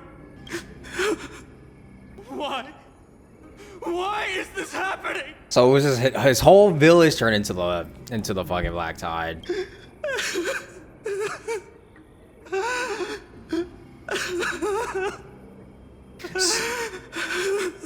Is that why there was that one line way before where they mentioned that like he cut down some of his interesting. I see. When the Black Tide arrived, the wavering boy found resolve in his companions, and together they ran toward their first battlefield in the far-off future. The land of Amphorius would bear the marks of the hero's footsteps. With sword in hand, he would inscribe an eternal mark in the golden epic. And when dawn broke over scorched earth, a boy, covered in wounds, buried the dead one by one. His silence heavier than the earth he moved. His home, his past, his name. All buried beneath the soil. His feet carried him forward, over the pillar of stone, beyond the chalice of plenty, through the deadly fogs of the hand of shadow. He wandered without direction, like a withered leaf drifting in the wind. Through countless city-states, the smiling visage of the white-haired swordsman was etched into memories. Yet he did not walk without purpose. Deep in his heart, a voice always guided him forward to fulfill the wishes he had inherited, to brave peril, and to do all that was within his power to save those who needed saving. Those words his friend spoke long ago, when his journey began, lingered. Protect those who must be protected. The words were few, but they gave him all the certainty he needed. Tough. That's what it means to be ordinary and choose to be more. Tough. Onward he walked, until the call of the flame chase journey thundered across the land. In the vision painted by prophecy, humanity would triumph over the gods, seize the core flames, and ignite a new dawn for Amphorius. Yet losses are a constant on the flame chase journey, where life too seems as small as a speck of dust. Only one who treats the world as their teacher can bear its eventual destiny. Are you prepared for such teachings? The voice within spoke, and he answered softly. No matter. My existence is of no consequence. When the Gold Weaver called, he answered, traveling to the holy city. There the elders met his warrior's spirit, with nothing but scorn, condemning him to the barracks in derision. No one saw it coming. Not the world, not even him. Yet, this nameless recruit stood at the gates of legend, and there, at last, he found the ones who would walk his path right beside him. As annoying as Eligas is, I do like how he tells stories. This is the Abyss of Fate. Hold on. Finance here too? And is that Mighty and Trinan? And now, Act 2 of our immersive drama unfolds. This fucking guy. They're evacuating the temple. Why now? Are you insane? That blonde man is the Crown Prince of Krymnos. Mess with him, and every last person in this city could wind up dead. Calm yourselves. The Holy Maiden has everything under control. We need only wait patiently. Behold, it is the month of Gate, light calendar 4926. Wow. The Crown Prince of Krymnos, Mightymos, has led his forces to the gates of Akima. As you know, though Mightymos was proud, he did not engage in needless violence. He challenged the elders of Akima to a duel, not for glory, but for the rights and dignity of his people, to ensure they wouldn't live as second-class citizens in foreign lands. After Aglaya's mediation, Finan met Mightymos' challenge as the Elder's representative. This duel was to change the course of the Flame Chase journey itself. So, as Finan's most important companion, his lifelong friend, please continue to bear witness to his memories. Is this your idea of an honorable duel? Bloodshed isn't the way. We and Aggie don't want to see Chrysoceres turn on each other. True warriors know when to sheathe their blades. The impartial Talantin shall oversee this duel. You need only place your offerings upon their scales. Something that has more weight than the fate of the world. Oh, here this thing is again. Which means only those who understand the world's weight are worthy to carry it. Is this how you plan to test our convictions? Well, Kremnoan, looks like you won't be able to punch your way through this one. It makes no difference. One last chance, new recruit. Walk away, and I'll spare your life. Otherwise, come and face me. I'll give you a warrior's death. Hard to imagine they once clashed like this. Holy Maiden, I can't help but feel like a pawn that has stumbled into some greater political game. He's too aware. Every hero was once a child, and every child must grow. That's so. I don't even know why I'm standing here right now. Look at me. Just a common soldier. If it weren't a contest of swords, Lady Goldweaver would have taken the fight herself. When it comes to dying for the Holy City, how could I ever measure up to her? What if we told you this duel isn't about winning or losing, but rather in the choice you make? Are you saying that Lady Goldweaver is testing me? Every Chrysosaur is indispensable to the Flame Chase journey. And you and the Crown Prince of Kremnos are both a part of the prophecy. What the duel marks is not an ending, but a beginning. Ooh. So, listen to your heart. We wish only to hear your answer. What will you choose, Finan of Ides Elysiae? True enough. The voice within has never failed me. It doesn't matter what the result is. I'll give it everything I have. Spoken like a Chrysosaur. Now go, Finon. Your journey has only just begun. That's right, comrade. It's time for us to teach that proud prince a lesson together. I like that I'm just here. But what do we lose? Well, if we lose, we'll find out, won't we? Still, I guess so. On the topic of the Temple of the Three Fates, here we are, at the Temple of the Time Titan. And I don't even know how Cyrene's studies are progressing. We haven't really had much contact since I set out. Still, I hope she's doing well. Anyway, let's go, comrade. It's not every day you get a chance to see Talantin's scales of justice. What's going on? Did he just say Cyrene's studying here? But how is that possible?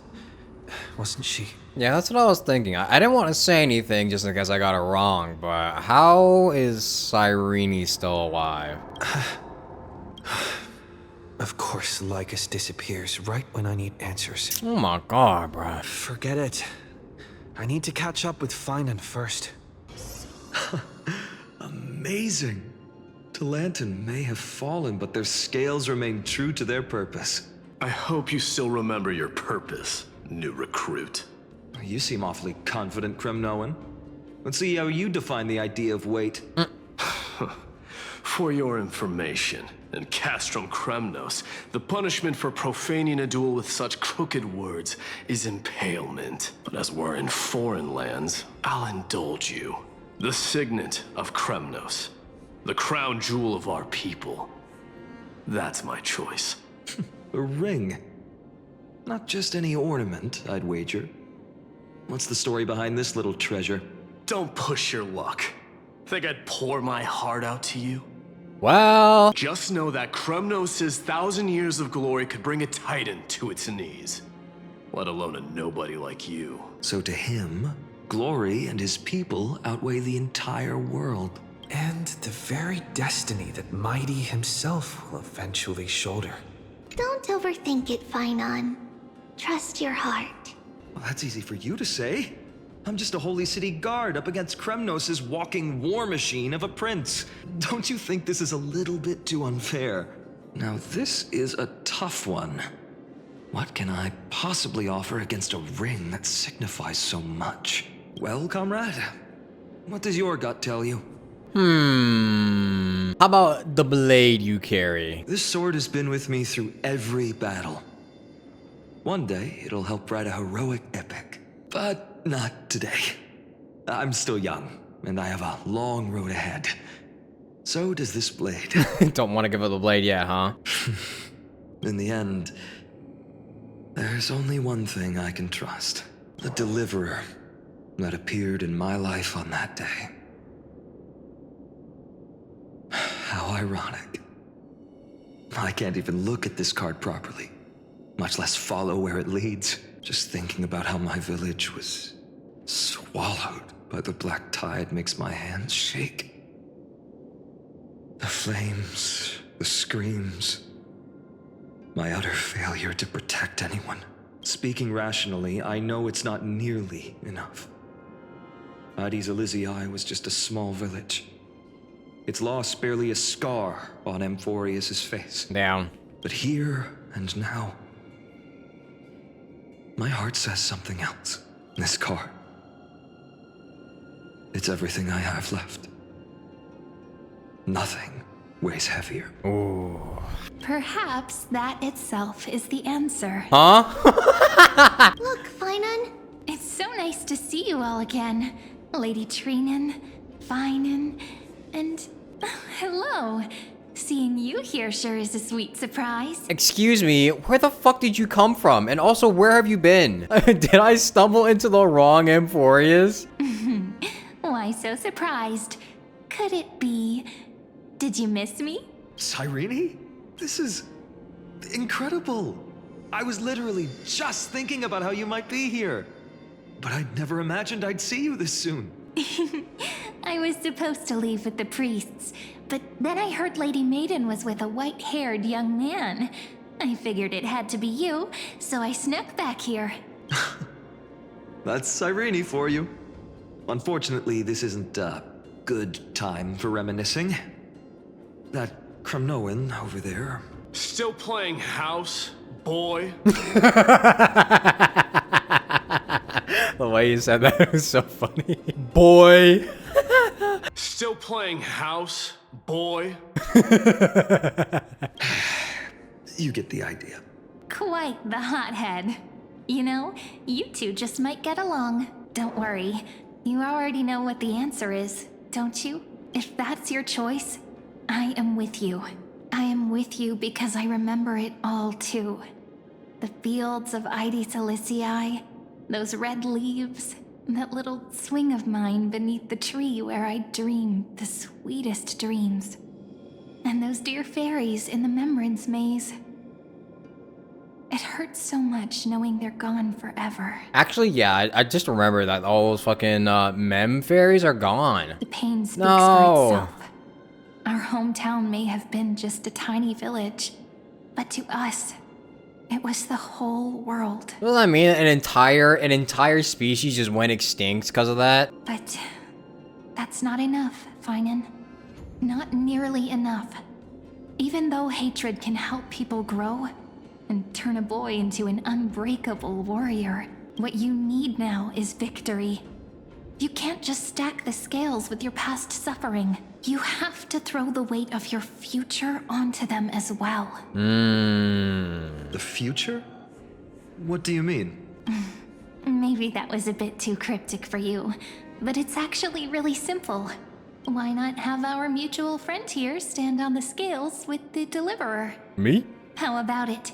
Can you help us? Me? Gungaga. Of course. After all, you're what we aspire to. Really? Let's try that. The fate of Akama hangs on this duel. I must claim victory. For their sake, I will stake everything I have. Stand with me, comrade, and we shall become heroes. Remember the past and become the hero of tomorrow. Let's. Together we'll prove that what weighs more than the fate of the world is the resolve to shoulder an immutable past and carry it into the future. Talantin, the fair, the just, they of unassailable integrity. The challengers have made their choices. In the name of the Holy Maiden of the Three Fates, lower your scales, weigh destiny, and reveal unto us your verdict. Your offering is... a card? Yeah. Yes, a flimsy little card. That is my choice. Just know that it's called the Deliverer. Interesting. Very well. If you can beat me with this card, then that's what I'll call you from now on. Ah, I see. It's a deal. The scales, they're wavering. Talantin is deliberating on the outcome. it appears the convictions of both sides are equally matched. Boy's quaking. This is suffocating. Like the whole world's weight is on my shoulders. But I believe what my heart tells me. What the hell? Finally decided. Hear thee, children of He's quaking. humanity. I shall pronounce judgment, for the difference is now clear. The one whose offering weighs more than the fate of the world is... one from Ides Elysiae, the nameless hero. Ooh.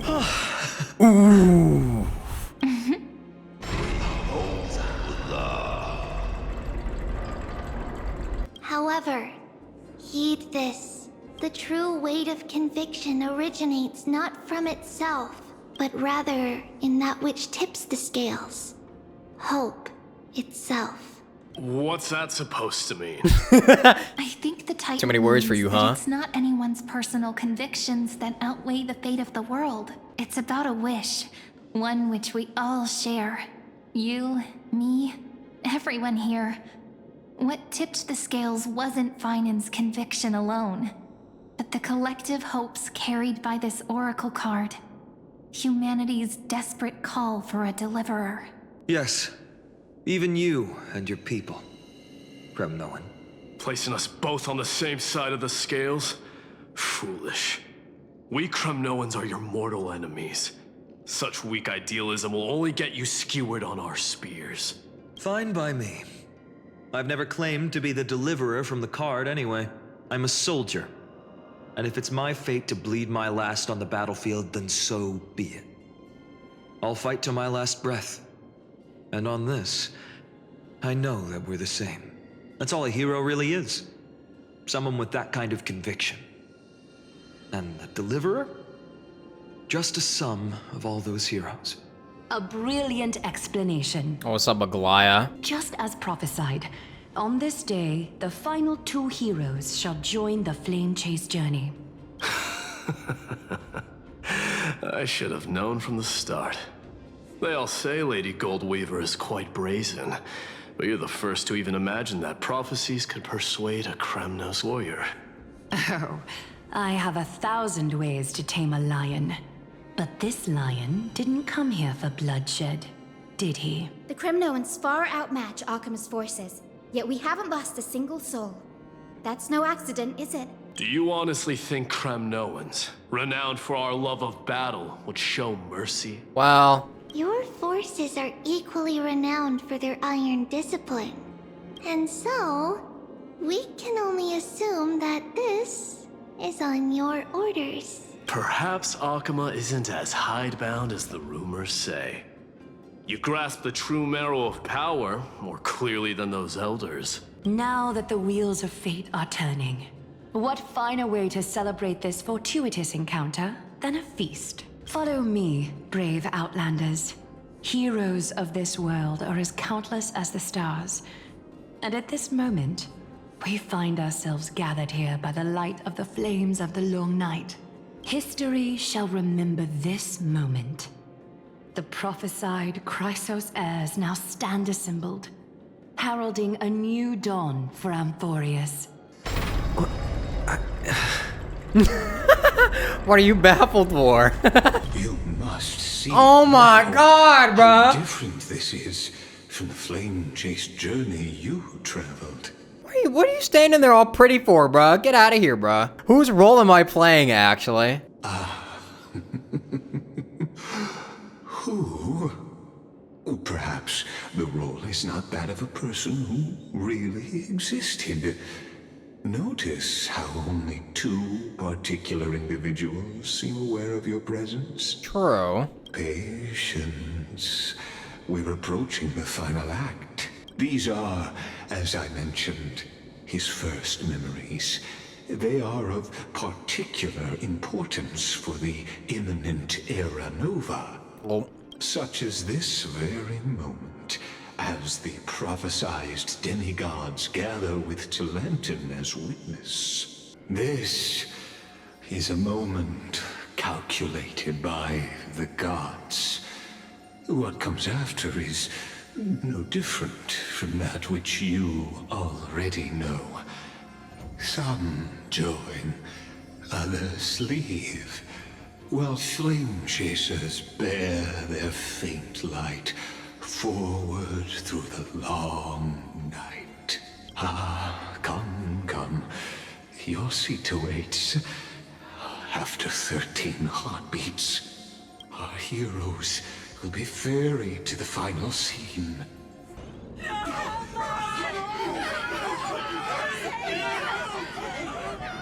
They say that the heroes of this world should be as countless as the stars. Yet now, we're the only ones left standing. So, in the end, Whoa. the black tide still swallowed everything. Whoa. Okay, so all of this still happened anyways. The West stands protected by mighty Skrymnoans. It will hold for the time being. Professor Anaxa deployed wards in the north and east before. Their effectiveness is untested, but I believe in him. And Akama. We needn't fear for Aglaya. Even in death, she counts as the greatest among demigods. Her threads of romance weave an impenetrable shield, and the people answer her call, rallying to the city's defense. Look at her weapon. Yeah, I've noticed that. Her little, like, moon scepter or whatever. Let's move. Cavalry is given their core flame. We must complete the Era Nova before the next entry hour. For Amphorius. That only leaves 3 hours. So, this is the last time we'll see her. Finan, we set out on this journey to answer the world's desire, didn't we? That's what it means to be a Chrysosaur. So has it always been. Then why? Why must Amphorius's wishes be so cruel? We made the best choices we could, whenever we could. But in the end, the prophecy that led us, this black tide swallowing everything. It all came in the end. Why does it look like this? I don't know. We haven't had any other choice, except to move forward. Not for a long time now. Even if we only see the long, long night ahead, I still believe that through it, we'll find the dawn on the other side. Beyond these flames, a new sun will someday rise. So, to the Temple of the Three Fates. You'll take over Time's authority, and we'll return all the core flames to the Vortex. Then put this world's fate to its final rest. After which, we shall all face oblivion, or embark on one final, grand journey. Act 3, Return. Hi, Ornyx. Please forgive us for disturbing your sleep, Ornyx. It matters not. I know fate has run its course. Oh, we could hear her voice again. The black tide has reached Akama. Amphorius does not have much time left. It is time for the Era Nova. As agreed, I shall present the core flame of time. Ride the river of time. It will guard your passage to the vortex of Genesis. Oh, that's the same gate. Step through and witness. That's the gate we saw before, isn't it? Professor Anaxa proved the truth of Genesis with his sacrifice. As Chrysos heirs of the prophecy, we were always destined to immolate ourselves for this world. Now, it's our turn. We can't let everyone's sacrifices be in vain. I don't need another pep talk, Finan. After all, we've been ready to fight fate ever since we left the village, haven't we? Yeah. Come. Let's claim the miracle we were promised, and burn away every last shadow in this world. And then rise as the first light of a new world. Light calendar 4931, the third week of the month of Evernight. Welcome, my lord, to the end of the flame chase, and the end of all things. The Titan has revealed the gateway of fate. Please, accept the invitation to step across the threshold. And behold, beyond this gate lies the new world that our heroes sought through their trials, as well as the terminus that the owner of these long memories has been hurtling towards their entire life. Perhaps you'll find it all too familiar. Yeah. Then you'll understand how the mortal called Finan shouldered the world's weight.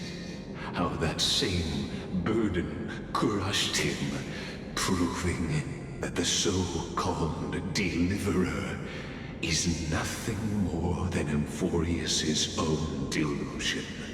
A pitiful fantasy that it could defy fate's decree. Damn. Please, esteemed one, the answers you seek lie in these non-existent times. Also, is this the only time we've ever seen this animation? I feel like I've only ever seen this used for Cyrene. The future revealed by the Titan. Just what will we see?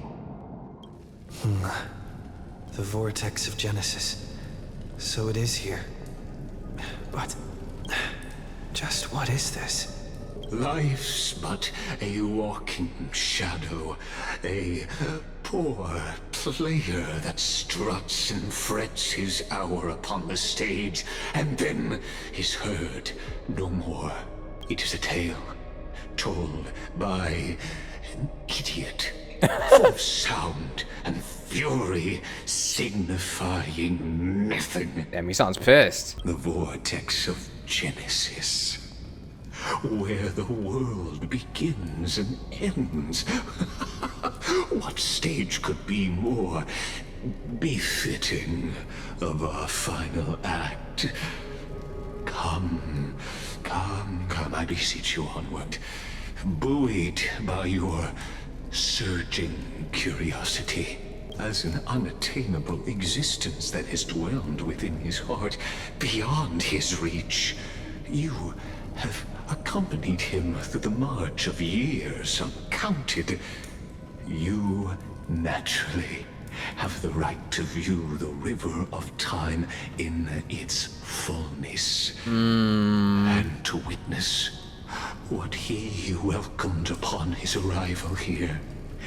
Every absurd and tragic ending. Now, if you would. My journey When to the the Era Era Nova comes, Oh, Deliverer. clear again. Though you Enough talk. Go. So what if there's only one part? Now this is one just sorry know. excuse for Beyond the Era Nova. Go on, Snowy. Make the Era Nova.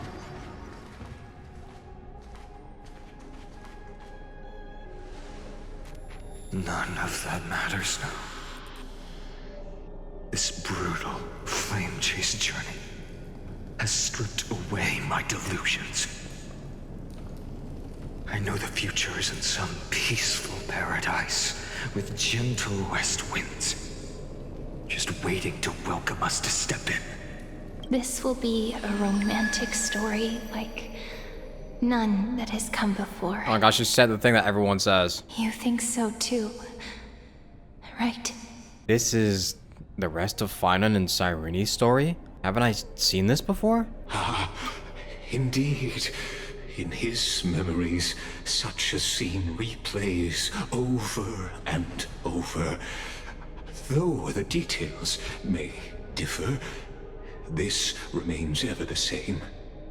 All shall bid farewell to one, and that person alone will witness the miracle. A total of 33,550,335 times. What the fuck? Each is a drop from the river of time, representing the long journey he would take, or rather, the never-ending cycle. So this really is just a, this literally like goes forever and ever and ever, no matter what. And it's gone for over 33 million times. Is that, did I get that correct? 33,550,335 times. It's a perfect number. Yeah, and also it goes through 1,000 years too. That's crazy. That's a lot. Jesus Christ. I can't even imagine how, oh my God. Sharp as ever, I see. Seeing is believing. Why not let your own two eyes uncover the truth? Or perhaps you can simply walk straight to the final truth. See the true face of the character you play, and witness the ultimate nature of the Chrysos heirs, flame-chased journey, and the cycles of Amphorius. Please, take your time. Look around as much as you wish. Not a single soul to be seen. So this is how the vortex looks at the end of days.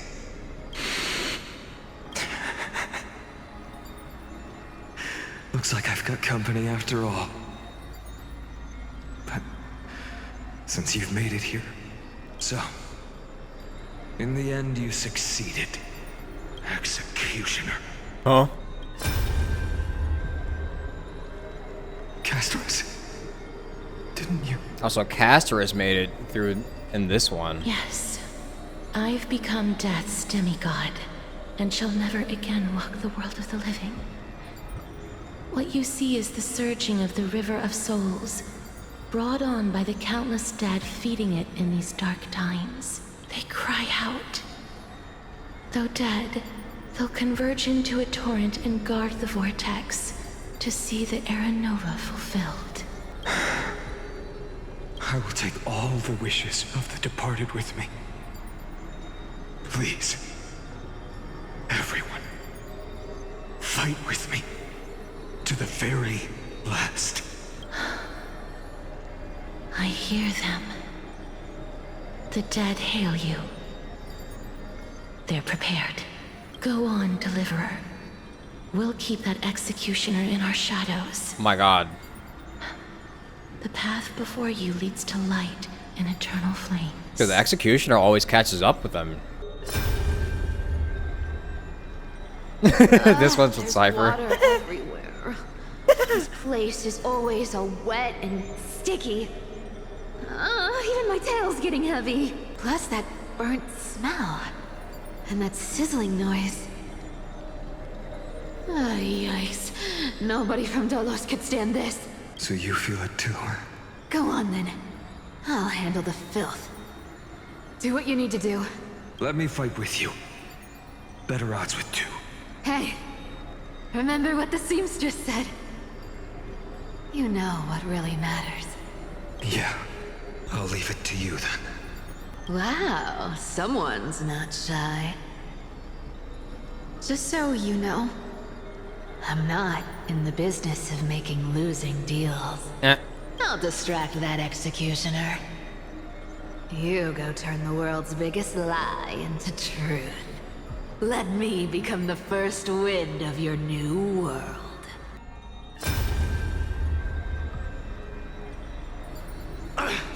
Just shut up and get out of here! Oh jeez, not this one. Oh jeez. Immortal or not, even if you're the demigod of strife. Oh, I'm still no match for them. Oh, they're gonna be so dramatic together. No, I know you can. I just wanted to request that you witness the Era Nova with me. Together, let's prove that we're enough to transcend the prophesized fate. Could it be that now, at the critical juncture, our mighty deliverer is chickening out, scared of a stupid prophecy? I'll transcend the prophesized fate. All right. But I've got a better way. As the son of Gorgo, I'll prove myself with one last grand victory. Just like when I ripped out the old king's heart. Go. Leave this to me. If the Black Tide creatures block out the sun, then we Kremnoans will fight in the shade. Tough. And when I'm done with that executioner, we'll raise our cups where the west winds end. He's so fucking cool, man.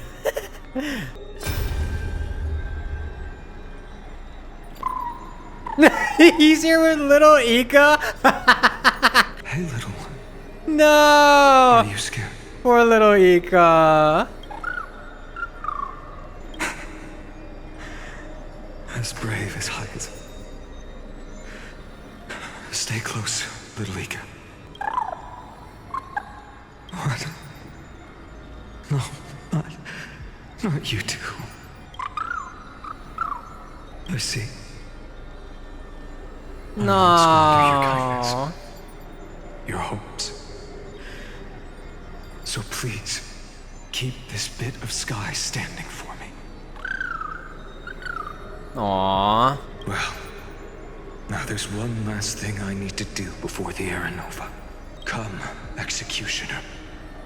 Let this patch of clear sky show me where to strike. Isa never makes it because she has to burn in the sky? Yeah. All shall bid farewell to one, and that person alone will witness the miracle. Such is the will of fate.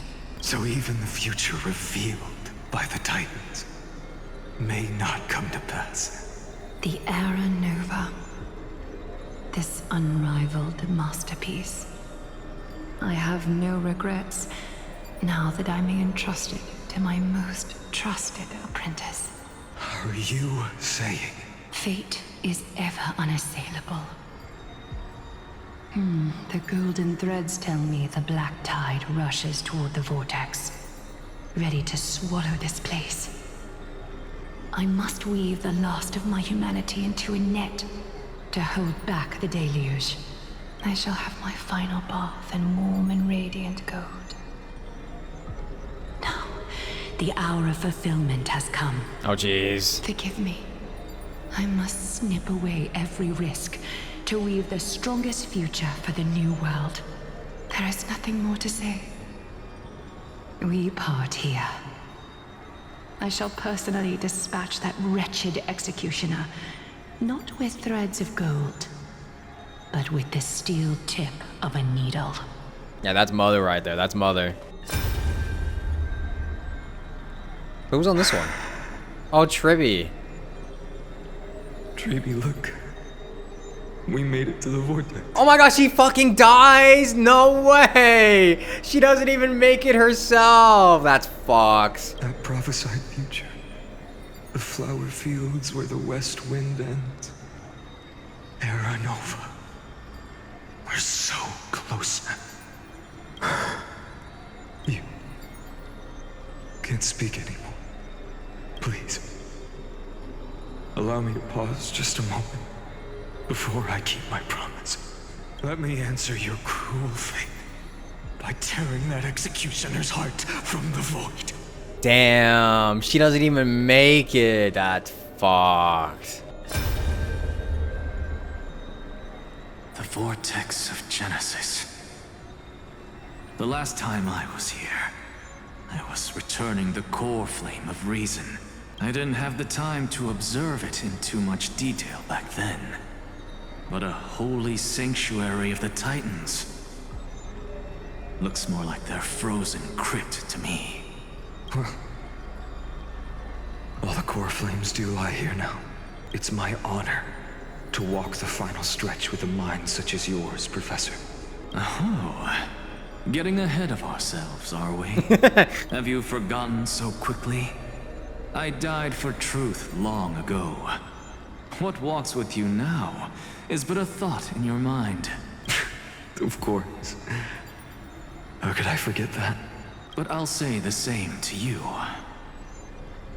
It's my honor to walk this final stretch with you, too. Now go. Stand tall and finish your final task. Yeah. Just leave it to me. Time for that wretched executioner to pay what they owe. It's kind of crazy that in some of these timelines, he just basically goes crazy because of how many people he's lost and, like, he has nobody left. He just talks to himself. Some of it's in his mind. You really think you're prepared? Allow me to give you a warning, most earnest. Once you see what these memories hide, the world's course will be forever irreversible. Ah, very well. As you have made up your mind, let us bear witness together. As the sole audience of this eternal theater, I have been rapturously awaiting your arrival. And this, too, is the very reason I must show you everything. St. Beelzebub, really? I believe that since you've bathed in that eon's gaze, you can make Amphorius's frozen fate flow once again.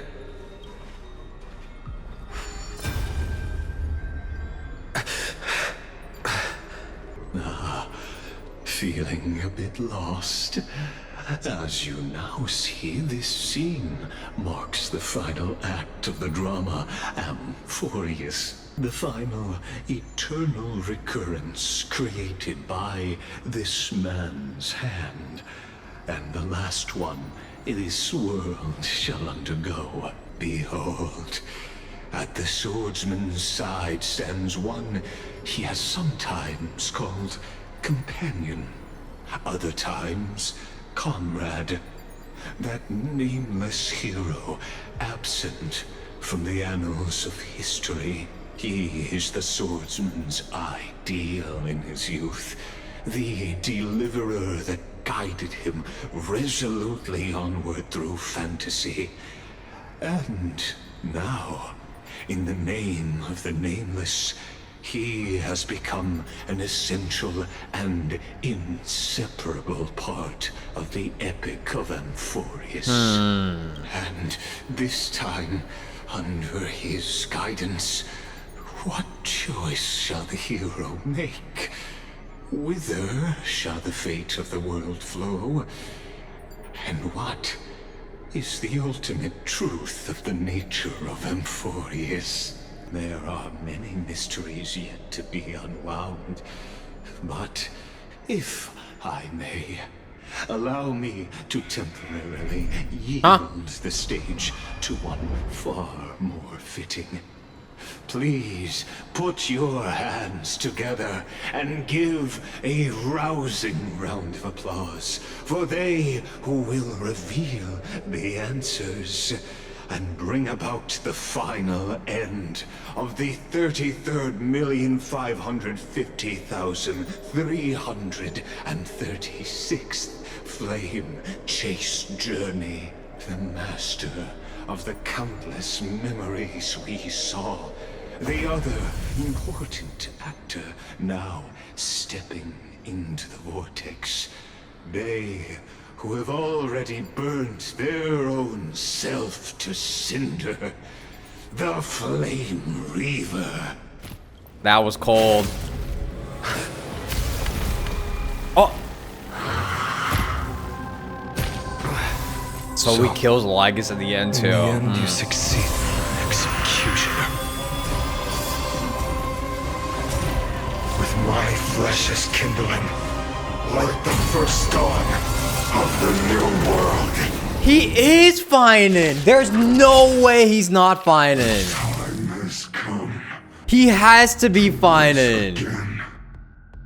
Start everything. Oh my god, he is. What have I told you? Flame Reaper is Trailblazer? Now that would be a twist. That would be a twist. Do I have S1 casters? No, I got fucking, I have a bum ass team. I have an E0, S0 casterist, fucking E0, S0 Evernight, and I'm working with fucking, with this guy instead of Hyacinth, man. I'm broke as shit, bro.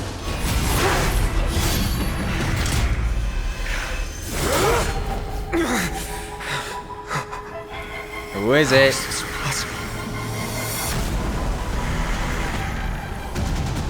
Yup. The sons of destruction, now twinned. Feel them set your blood ablaze. Your fury. Oh, jeez. Check the boss description. Hold on. A nameless swordsman born by the Black Tide to hunt core flames wears a mask carved with the stoic visage of a deliverer. Yet his form crumbles like dying kindling. From the flames echoes hollowness, all is futility. Fine, and after the divorce, yeah, he lost My Day, and it was all over from there. As you wish. Luochan, please live this. This form shall fuel the fire.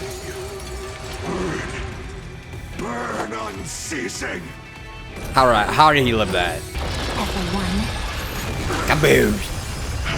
One person alone may witness the miracle. Such is the will of fate.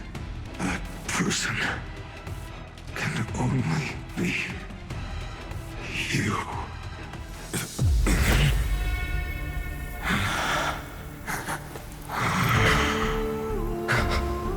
Why not let wrath incinerate fate?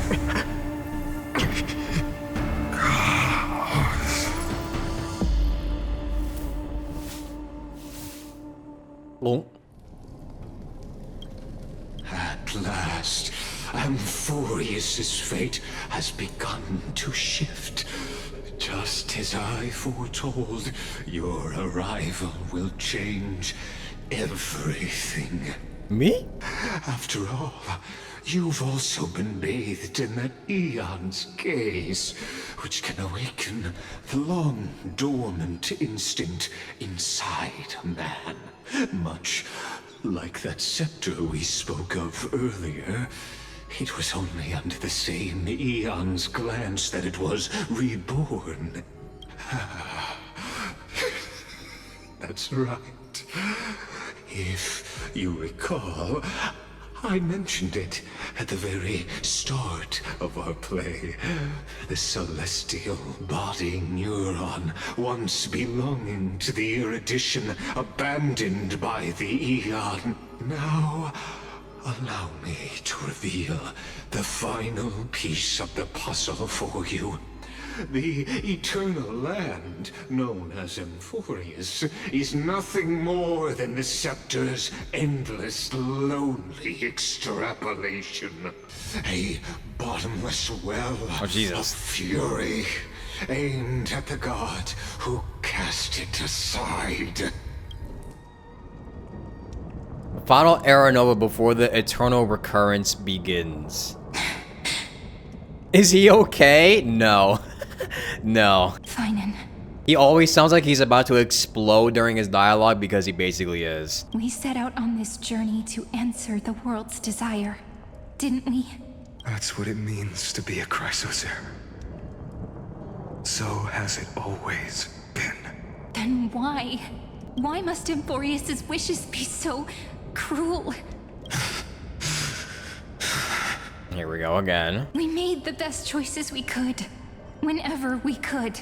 But in the end, the prophecy that led us, this black tide swallowing everything.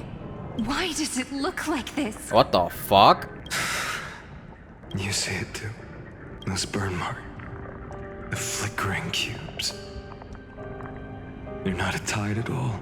They're more like a shattered teleslate. Oh my god, the sky is fake. Standing here, the voices of Titans have never been clearer.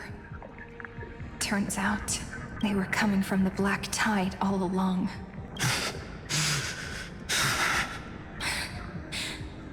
Is that Amphorius crying? Or maybe it is screaming at its creator, at its god. Finan, do you still remember when I was little? I had a dream. A dark, cold room with nothing but Orynyx's curtain glowing like crystal. The curtain seemed to contain all of Amphorius, where strange and fantastic dramas played out within. There were countless versions of us, from countless different worlds. Perhaps it wasn't a dream. Yeah. As I gaze out at the world before me, those sorrowful thoughts have become reality. So, this is the reason the sky was sealed. Amphorius is merely a larger ID Silicii. Huh. We are just characters in this tiny world, following the prophecy, stepping onto the same journey over and over. What then is this so-called Era Nova? Aware. And what are the spectators watching all of this truly hoping for? Fun.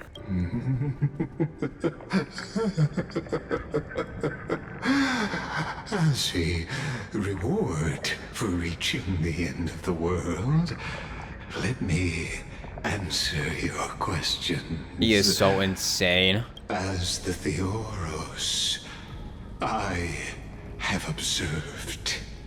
Thus is the synthesis of the prime mover of life formed. This is a moment the universe will remember. After millions of extrapolations, the experimental environment known as Amphorius has finally achieved results. So, the results you speak of are this wreckage of a world. I don't like that noise. We all gave everything we had, returning 12 core flames to recreate the world. And in return, we become nothing more than sacrificial offerings at the end of everything. Exactly. The Titans are Chrysos heirs of the past, and Chrysos heirs are the Titans of the future.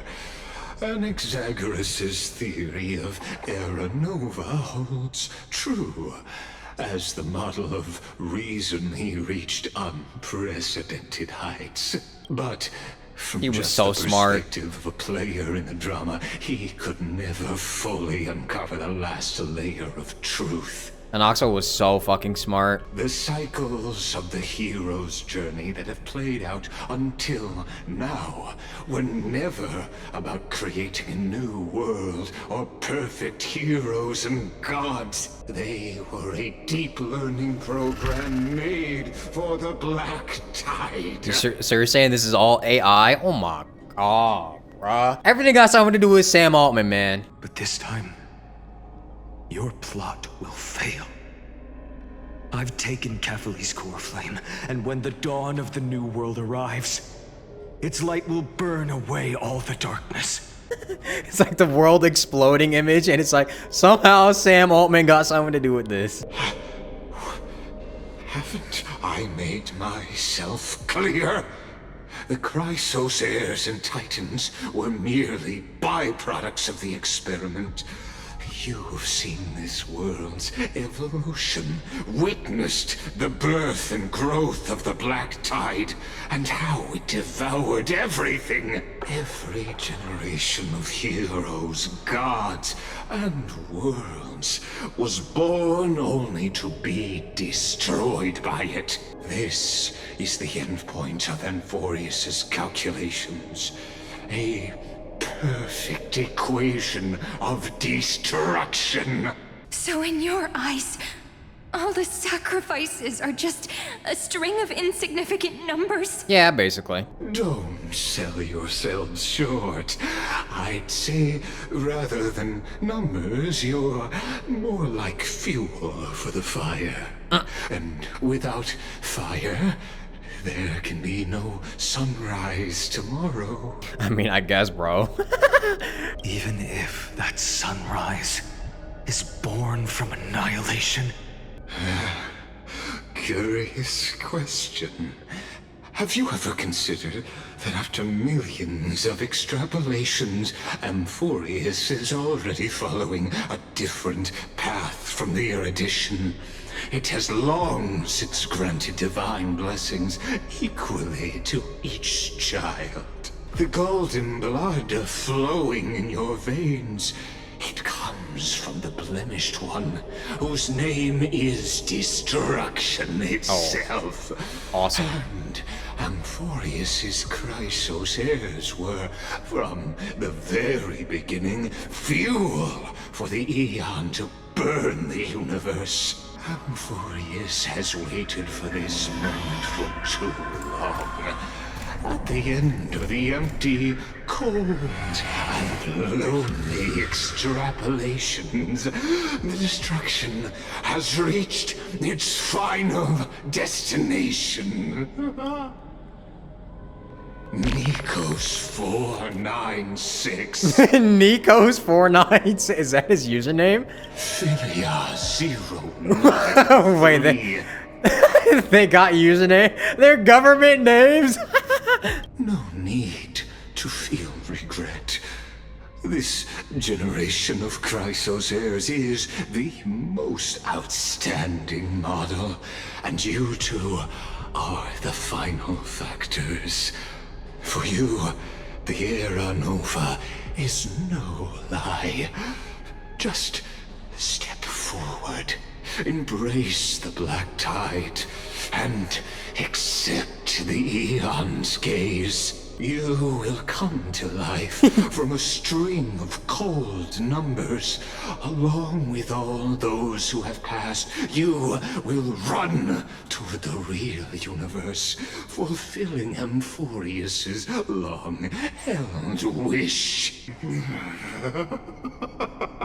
In the name of the Lord Ravager Iron Tomb, unleash its fury and destroy the source of all this tragedy.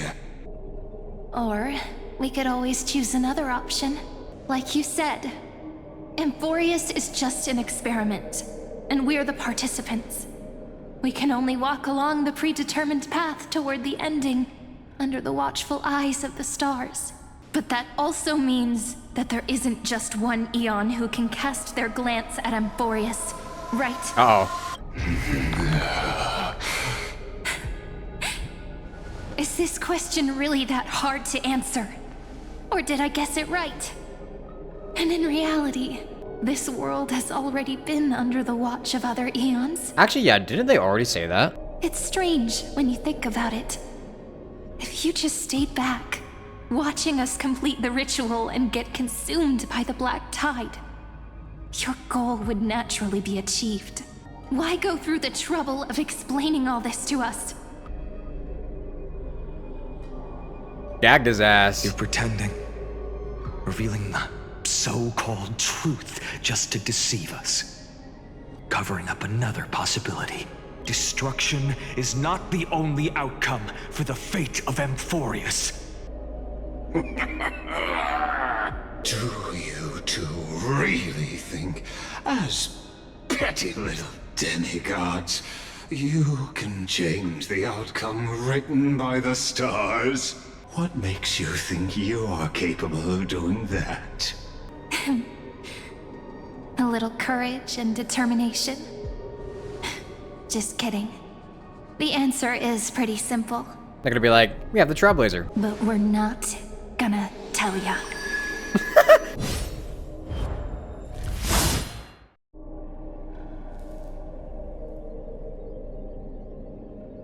Nice. We're going to weave a long dream for Amphorius. making it believe the experiment hasn't ended, that everything is still ongoing.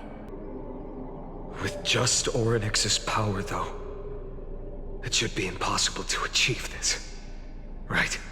Yeah.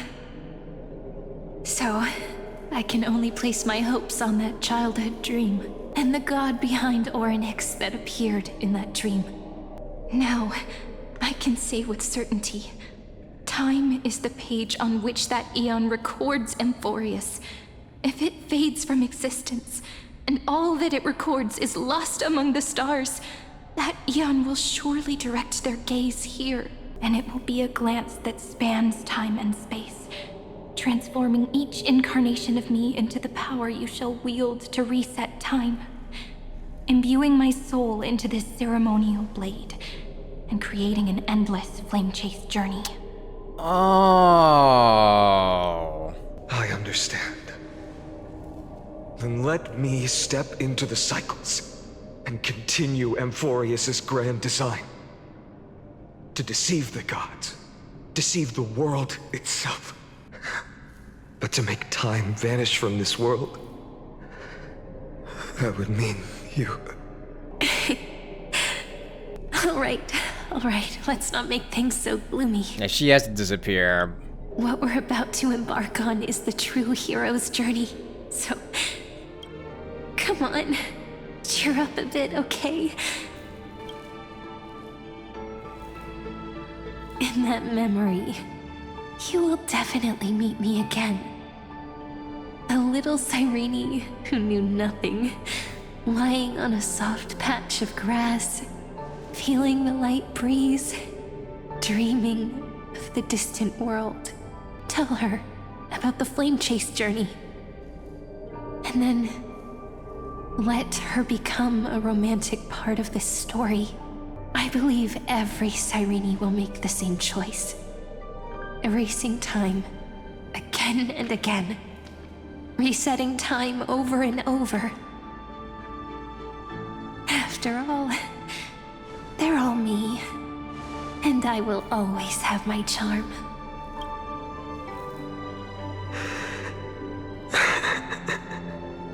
Then, I'll fall into a sweet dream, disappearing in some small corner of the world, quietly, waiting for the day when that next page is turned.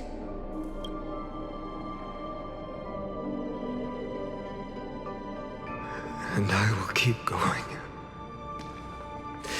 Even if the road ahead is dark, I will burn myself to light the way.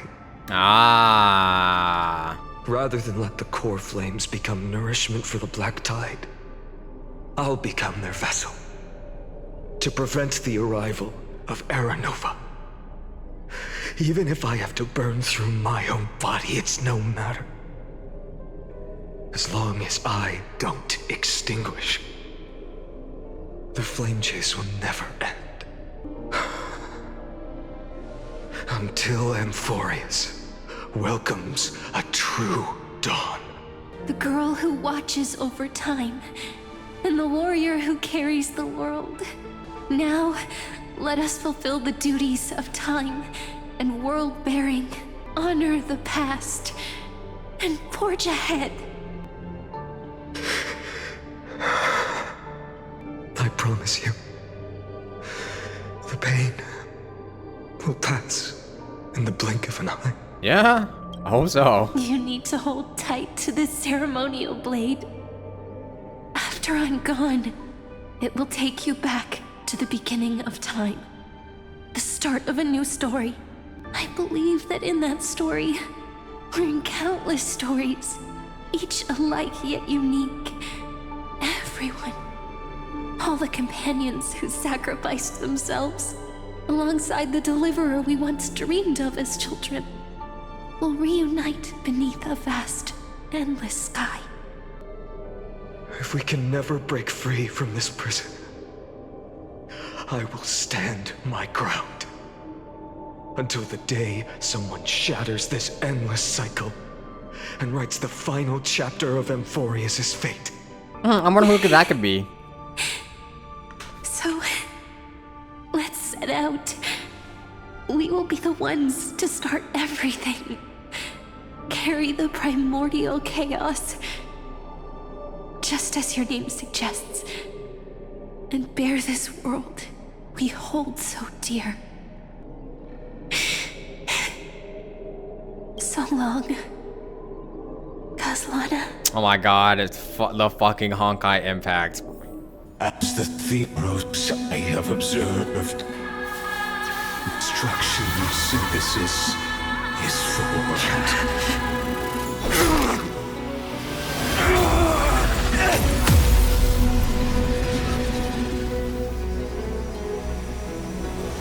Oh wait, you could see it. Wait, look at the fucking mirrors.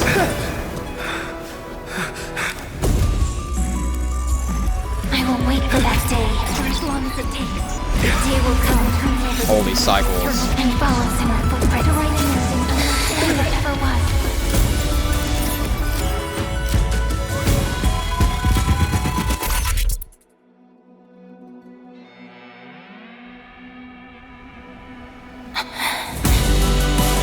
That will be a romantic story like none that has come before. You think so too, right?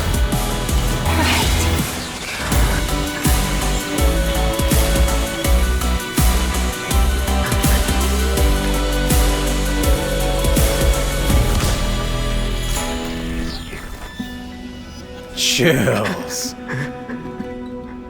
Full body chills.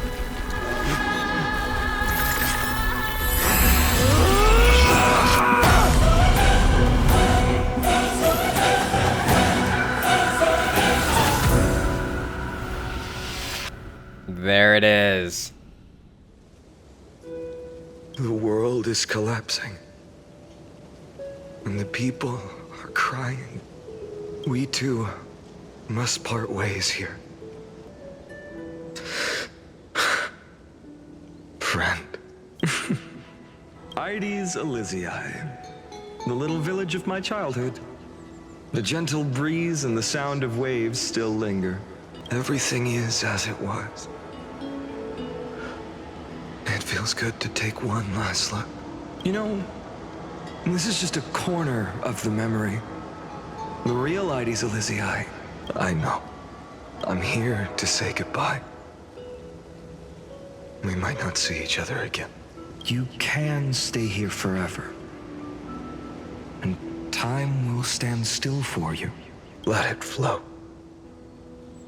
It's time for me to go. Chills. Even if it's a path with no turning back. When have we ever had the luxury of turning back? Are you afraid? After learning the truth of your origins, will you see the motivation I gave you as the manipulating whispers of destruction? The convictions and choices that come from my heart. I don't believe they're designed by the so-called paths. If we are just numbers, simulating life, then you are the image I've always longed for. The person I wish to become. A real, living person. A true hero. Then why do we part here? You can take me with you, and we can start this journey together. I'll be by your side, guiding you, just like before. Imagine he actually looked like that though. No. I'm afraid I'm on my own this time. Why? Because there is no perfect solution in this world. Cyrene has already embraced her fate, and I will embrace my origin. Destruction. And with this power, I will rebel against its creator, bringing endless fury to the darkness, sweeping the world. If you stay by my side, I'll hesitate. But this world can't afford a soldier who wavers. Do you remember when we were kids? Everyone would get so excited drawing cards like ruler or warrior, but throw fits over devil or drunkard and demand a redo. Kids always get to change their minds. Things are so happy and simple for them. But when it comes to the fate of adults, there's no room for redos. True. And go, Kaslana, as you promised. Deceive the world. Seize the core flames and rewrite your fate. Burn yourself up with all your might. Wield your futility like a sword. And fight against the gods. In the name of world-bearing, I promise you, Kefali will never forget this.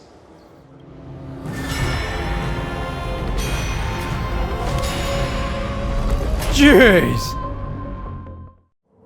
So, time retreated behind me until it reached the origin, where nothing ever existed.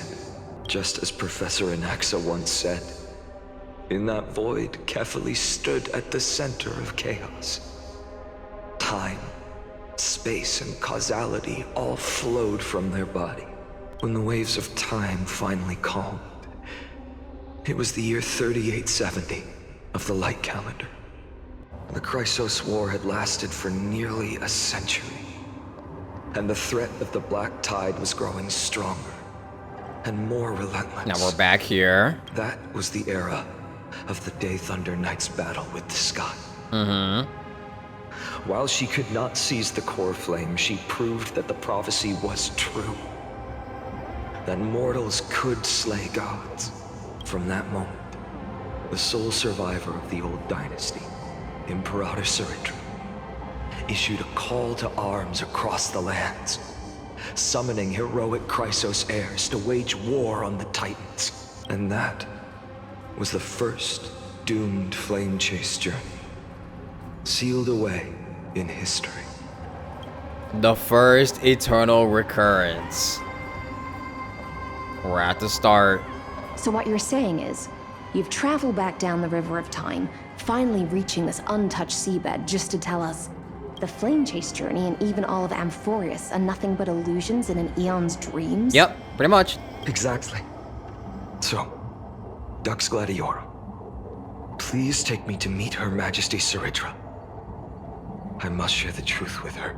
Since Her Majesty's not here, no need for formalities.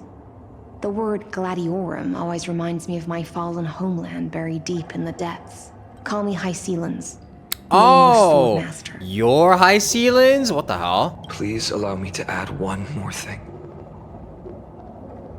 You actually already know my name. We had to go all the way back to the start to see her. You mean Finan? Such a name could never be your true one. But I won't question you further about it. Ever since Her Majesty issued the Flame Chase Decree, heroes from all over have sent their letters of introduction. What's the harm in adding one more name like Finan or Pinan? Okay, dude. Besides, the deep sea is dark. Isn't it the perfect place to hide secrets best left unseen? All right, nameless swordmaster. Hold on to my wake. Let's find somewhere else to talk. Aren't you even a little suspicious of what I've said? No. Harboring suspicions is not my concern. He said not at all. My sword dances only when the Imperator harbors doubts. There's no use in speaking further.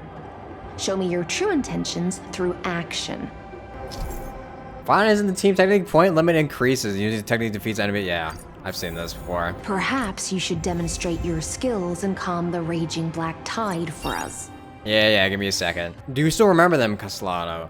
The one who won't reach the dawn. The hero tore through the sky, the holy maiden fell from the cliff, the chess master ignited the first flame, all in the name of prophecy of world bearer. What noble deeds! And yet, fate, ever generous, ensures that the death-bound nymphs shall find their death nevertheless.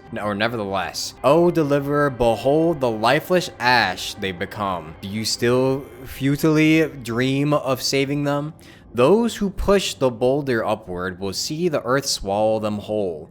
Those who meddle with time are nothing but a shattered shell. Hear me, you're no different from them. The singers still scream, and the bright-eyed still go blind. Go then, march on alone. Revel, dance, throw yourself into the tireless flame and never stop. Basically told him to go ahead, go fuck yourself or something. Light up the dawn. God, his E is so fucking cool. Light up the dawn. Light of the dawn, light up the dawn. Yeah. We just washed it away and here it comes again.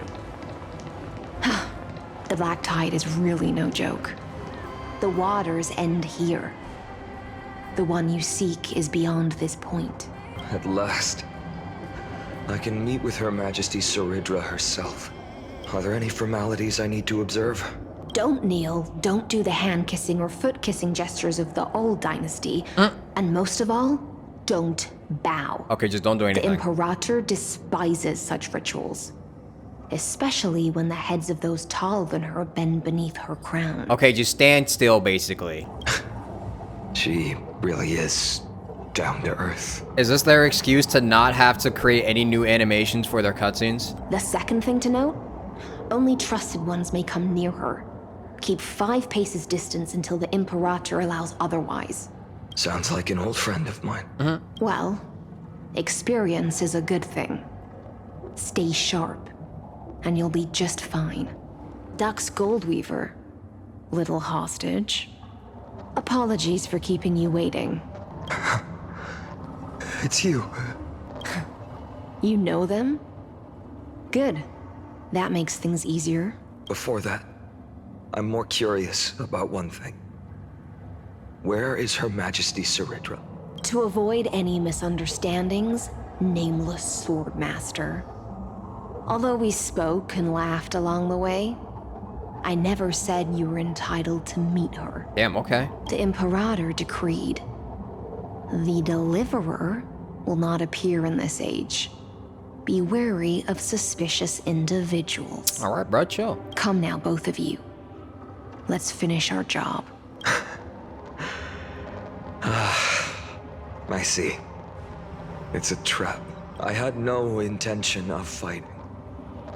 So remember this, Lady Hysealant. If my sword shows any hesitation, don't thank me. Thank them instead. Tribby pointing to herself like, me? No, you misunderstand. We don't want to see Chrysoceres hurt each other. Just give us some time to ask you a few questions. The Nestia's golden threads will judge you and decide your fate. As you wish. White-haired Swordmaster? If what you say is true, then you must know the fate of the world. So, how much do you know about what we read from the prophecy? You shall shatter into 1,000 fragments and wither in the soil of foreign lands. Damn, she was so shocked. Is that correct, Lady Treby? I was like, oh damn, wait, he might be right. How is this possible? He got it right? Yes, but the prophecy never mentioned he'd appear here. At least, not in this era. You must listen to me, Aglaya, Treby. The Finan of this world has not yet been born. In a distant future, he will follow the prophecy's guidance and appear before you, but do not seek him out. Because Era Nova is a complete and utter lie. True. I will tell you the truth. And you will understand why the world must forsake the prophecy and find another path to Era Nova. Because I know both of you. And I believe that no matter how the course of history may change, the faith we all share will always remain the same. Aww. And so, the layers of rock began to reverse, and history wove itself anew. Through my old acquaintances, I was given the chance to meet the leader of the Flame Chase journey, Saridra. And after a long and arduous negotiation, we came to an agreement. The Imperator's alliance needed the destruction, and I was ready to pour all my strength into it. The spoils of the flame chase, the core flames, would be sealed by my hand. But the condition was this. In the upcoming battle, in our conquest of the Earth, I had to prove that my power could transcend fate. In the original history, there was a brutal war. At the end, the Titankin of Georios, Terravox, killed the rampaging Titan and took the core flame that supported the Earth. But this time, Amphorius encountered a turning point in its fate. Neither side suffered any losses. When I severed the Titan's head and raised the core flame high, the crowd gathered around the scorched remains of the god, roaring with joy. Yippee! Cheering for the hero of the destruction, who had ignited the faint spark of life for the first time. Yes, in that flickering light, the once dark path ahead seemed to become clearer. I proved myself. And in the long years that followed, I brought down the other Titans. One by one. I could do more than just wait. When time resets, the chance to change the world also emerges from the lines of history. Until finally, the brutal future revealed by Era Nova is reversed. I would have loved to see how many, like, how he would kill all those other times. I mean, well, then again, he basically does have those fucking powers that obliterate people. I'm sure it was probably an easy-ass fight for most of those. If that's truly the case, why are we doomed to the same outcome? The end of the first eternal recurrence. Beetle. The two fightings. It's so silly. The people kept their promise and handed you all the core flames. In this world after Trebios, no demigods were born in Amphorius. At this point, I just want to know. When they vanished into the black tide with their mortal bodies, why didn't you shed even a single tear? Damn. Damn. He's gone through too much that he can't even shed a tear towards his fallen friends. Your indifference chills me. To you, were they just a bunch of insignificant footnotes? Sorrow has been my constant companion. In fact, with 12 core flames upon me, the fire in my heart has never been more violent. I'll remember this world through anger. As long as I burn, they'll never truly leave me. Perhaps it's already too late, but you're right. Anger, at this moment, is the only weapon I can rely on. So, draw your sword, executioner. I'll make sure you realize that your greatest mistake was leaving me alive. Yeah, he does just become the executioner. Damn. Just like that. After that, he raised his sword and attacked. Then, Kaslana killed himself. That day, who fell to the sword to be left in the past, and who went into the future. I can't remember anymore. I only remember a nymph, hiding in the shadows just out of sight, futilely pushing a stone ball.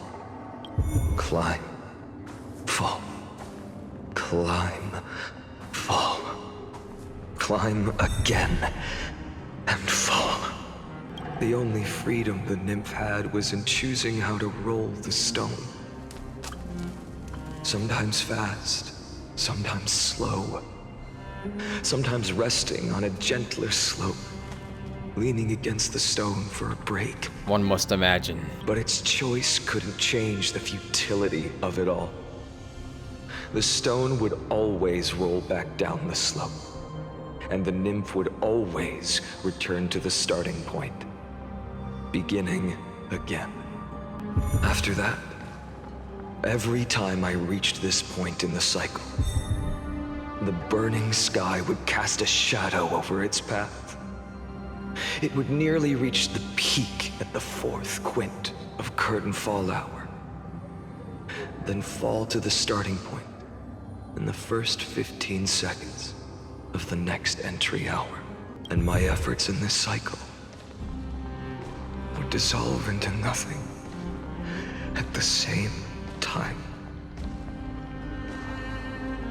One must imagine fine and happy. Eternal Recurrence number 1. Subject Kaslana persuaded the 12 Chrysos heirs to recover all 12 core flames in a peaceful way. After verification, the unauthorized access did not have a substantive impact on the experimental process. Life cycles on the 12 Chrysos heirs were terminated strictly in the predetermined experimental sequence and successfully loaded into the buffer. Subject Kaslana regressed the extrapolation process, and abnormal fluctuations were detected in his mind function. Admin notes, the first devastating failure. Recurrence 2. Kaslana adopted a strategy similar to the Eternal Recurrence number 1. No substantive impact on the experimental progress was observed. Number 3. Minor adjustments detected in Subject Kaslana's strategy. Waiting for avoid sacrifice of past companions has been increased. This adjustment did not have a substantive impact on the experimental progress. Recurrence 15. Kaslana attempted to decompile the Black Tide for the first time, aiming to elevate access privileges and execute unauthorized access authorization operations against specific subjects represented by the 12 Chrysos heirs. Terminated normally and then regressed. Recurrence number 42. Kaslana's 11th attempt to breach the Scepter's core layer has failed. The decision waiting for avoid sacrifices of past companions showed a minor decline. Number 133.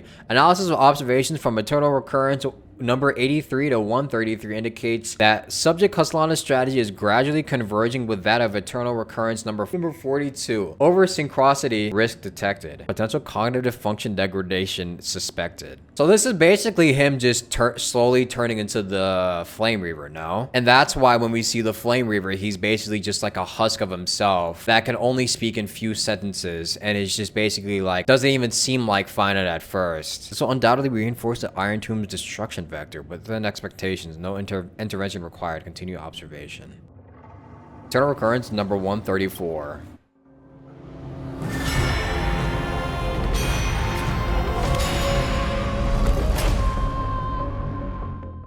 Yeah, and each trial is 1,000 years. Like, damn, he's doing a lot. Absolute nonsense. I thought cycles was the answer you were looking for. No, it's just that the answer came so suddenly. There was no fun in tracing it back to its roots. Eons? Paths? What a load of nonsense. I can't give you an exact explanation of those two concepts either. Enough. I'm just expressing my frustration. Don't you understand? Damn. I was already expecting this. The Black Tide came from beyond the sky. And everything else is no exception.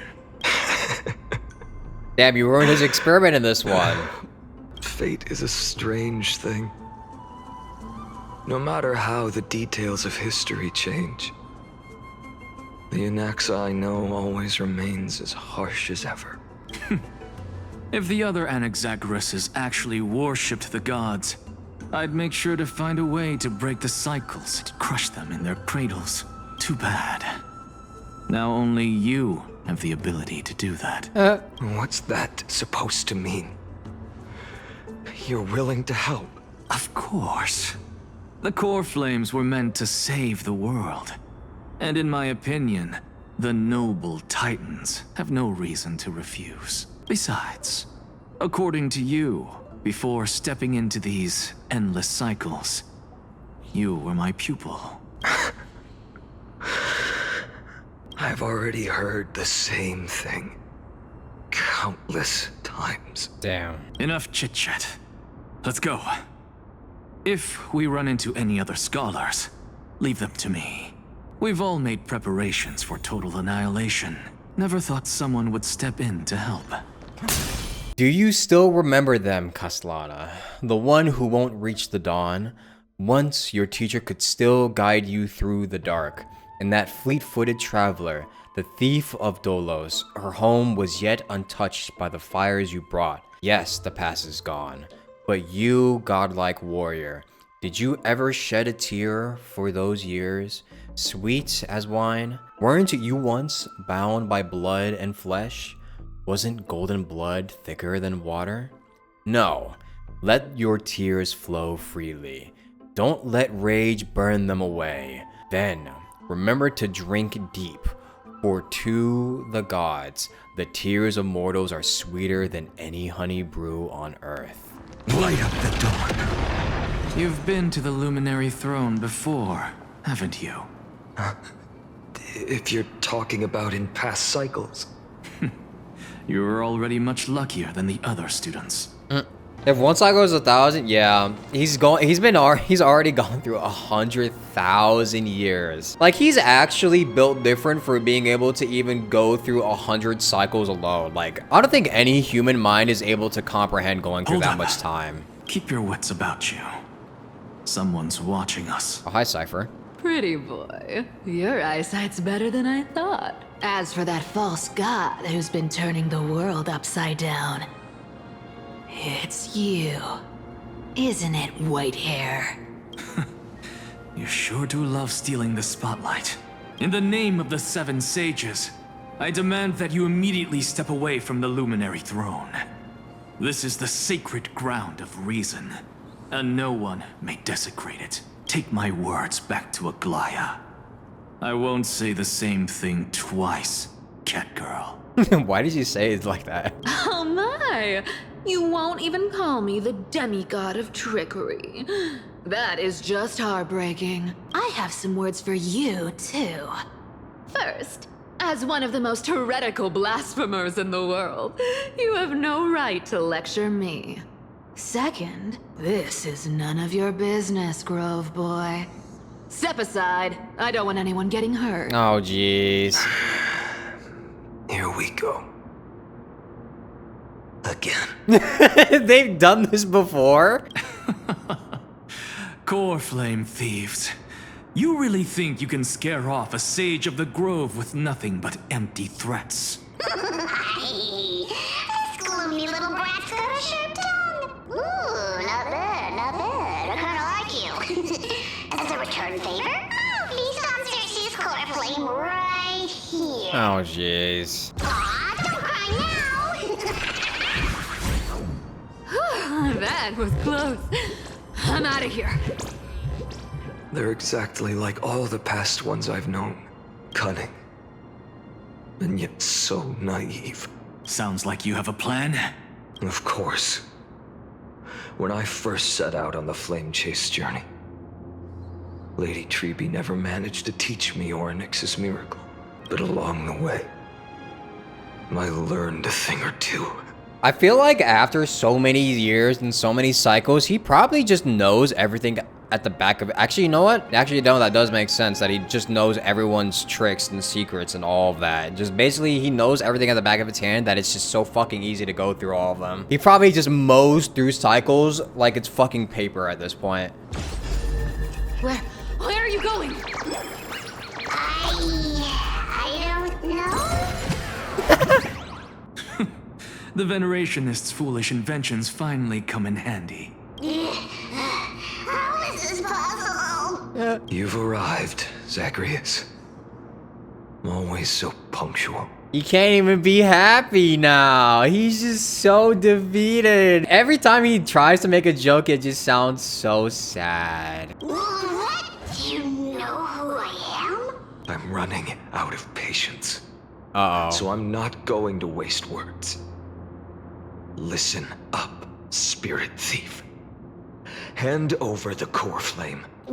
And let's pretend we never clashed.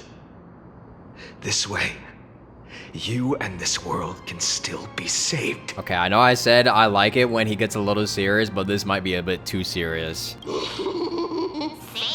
You sing better than any bard.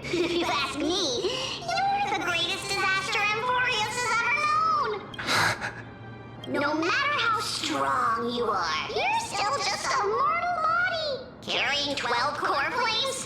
Don't make me laugh. You'll just get consumed by the divine flames and drag this world down with you. 134. What? This is the 134th cycle I've lived through. And the number of core flames I carry is 1,596. Yeah? Yes. Light work for him? 1,000 core flames and just a single Chrysos heir. How is that even possible? I've come this far. And that's proof enough. But someday you will burn to the ground. Of course. The divine flames will eventually consume my eyes and blind me. But before that, they could still forge and sharpen Dawnmaker. Now when I cut open your stomach, you won't feel a thing. Jesus. But you know what's ironic about that line? Forging and sharpening Dawnmaker, but then you look at Dawnmaker on the Flame Reaver and it's basically just like a jagged edge. This is the final warning.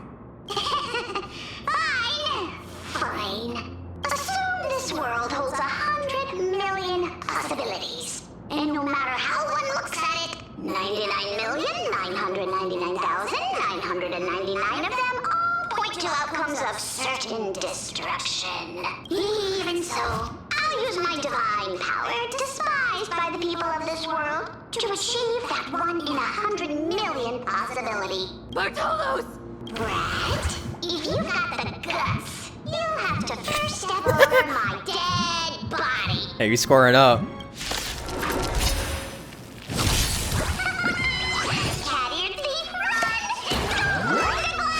Finally, you don't gotta do this, man. You don't gotta do this, Finan. For the next Hydrogen bomb versus coughing baby.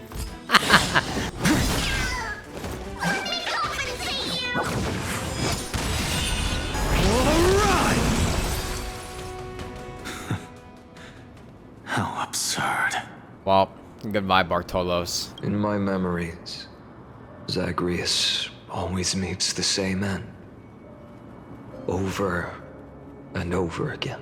Their departure no longer stirs anything in my heart. Damn. This reason core flame before us is a fake. Obvious as day. I know. I know. It always plays out like this. The spirit thief covers for her, and the trickery demigod escapes with 2 core flames. And then, driven by defiance or hatred, she decides to stand before me once more. Oh, jeez. Exactly like the countless past hers I've known. Cunning, yet so naive. Since you've witnessed the same scene play out countless times, tell me, will you carve the trickery core flame from my chest now? That depends on your attitude. At least so far, in the cycles where you've asked this question, the endings haven't been so cruel. Well, thank you for that. But I also believe that this time, you won't catch up to me. No one can catch up to me. I'm no longer running to escape anymore. Whether you believe me or not, I'll still tell you this. You've made the wrong decision. All right, then. We'll see. Silence.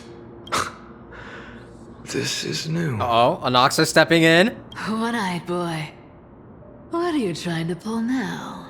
Go, Cyphera. Give us some time in private. Oh, jeez. This isn't for her, but for you. Ah. You've walked too far down this path. It's time to discuss a possibility.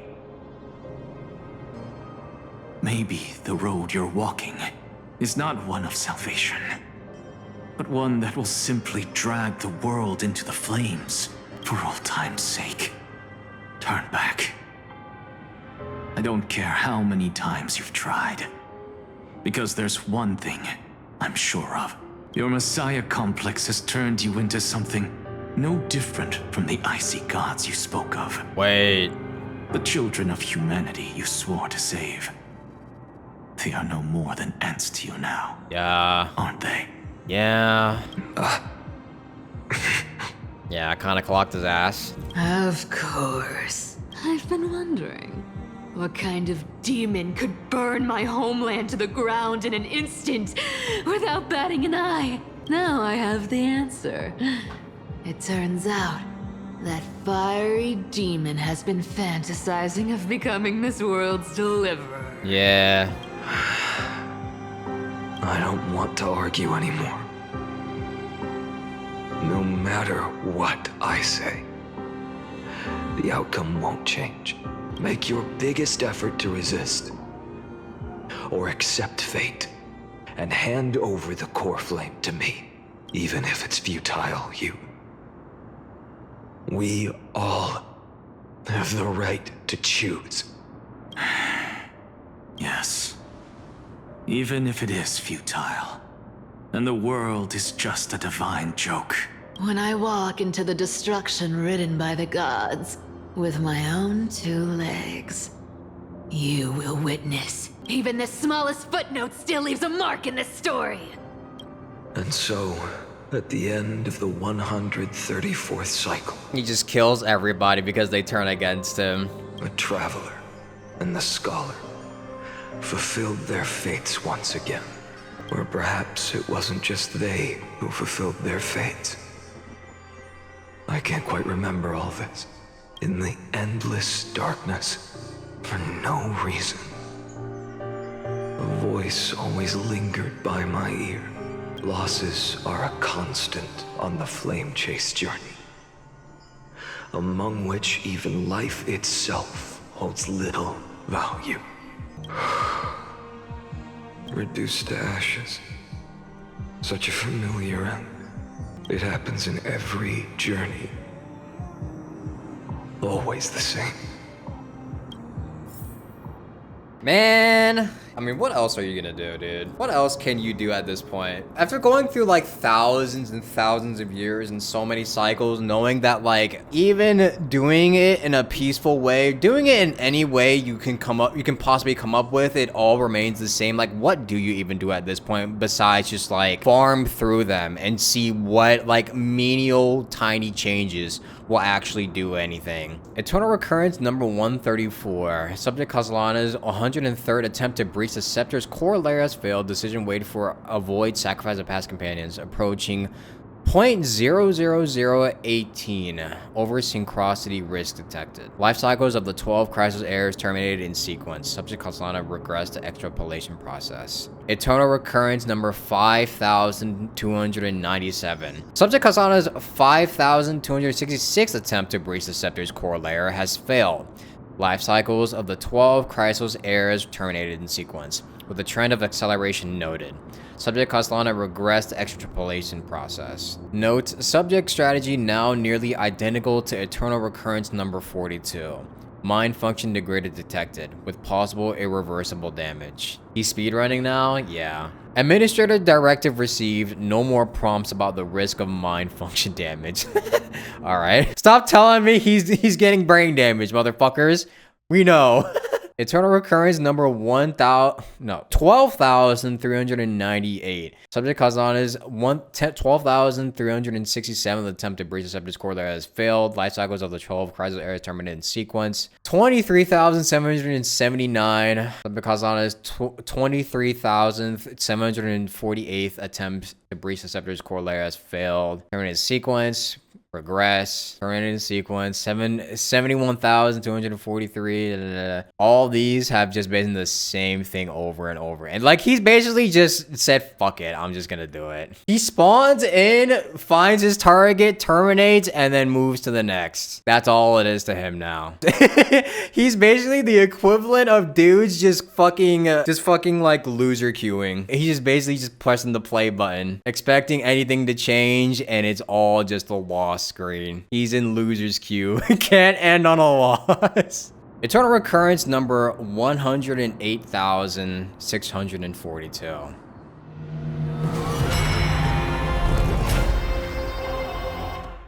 He's not even close to done. You don't look so good. Deliver. Oh no, not Mighty. Oh, this one's gonna be really bad. Even after going through 108,642 cycles. Oh, this one's gonna be sad. Mighty, your name for me has never changed. Why do you sound so pleased? It's a derogatory name. Yeah, I know all too well. You only meant it sincerely in the first cycle. After that one and only time we walked side by side. Every time since. It always ends up like this. Dawnmaker will stab you through your 10th thoracic vertebra. That's your weak spot, and the only way to kill you. Interesting. Tell me, when the mighty Moses of the past faced you, did they ever retreat? Never.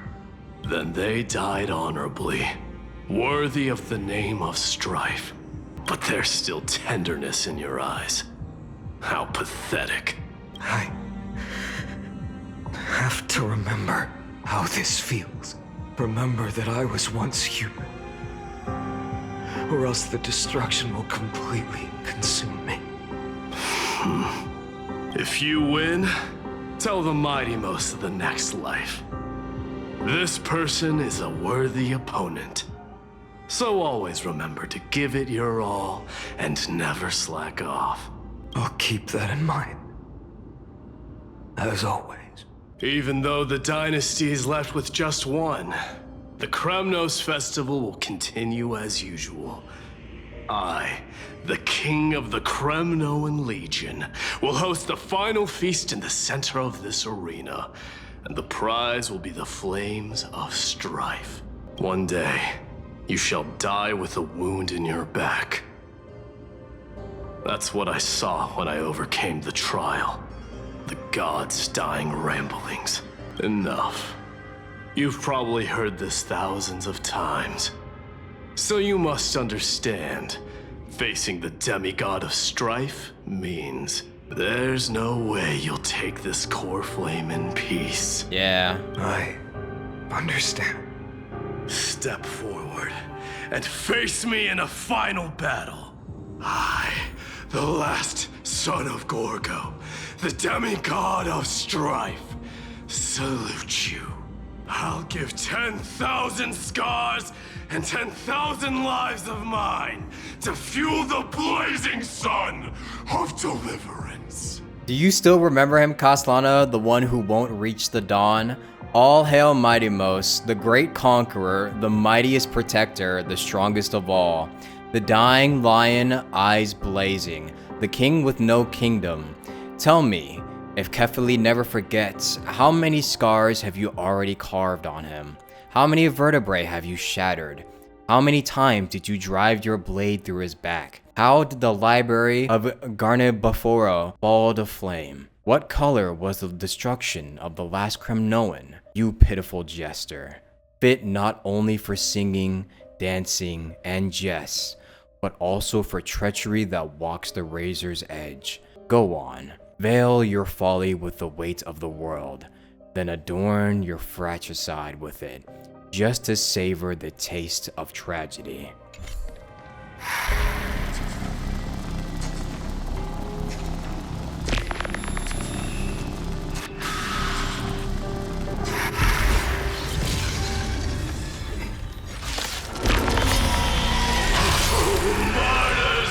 Behold! The last Kremnos festival has begun and will not end till death.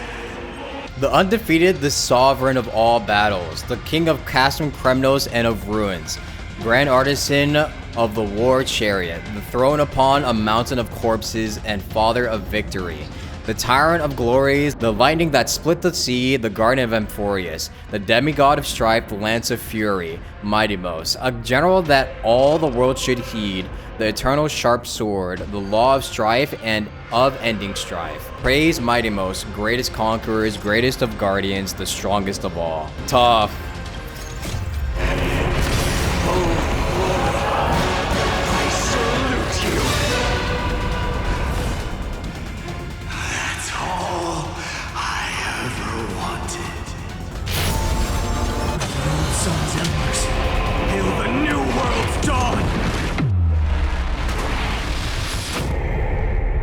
Quench the flames with blood.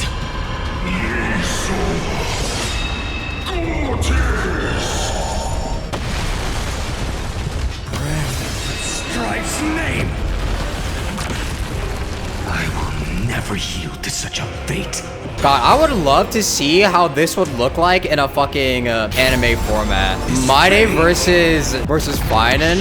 That would be awesome. Remember this agony.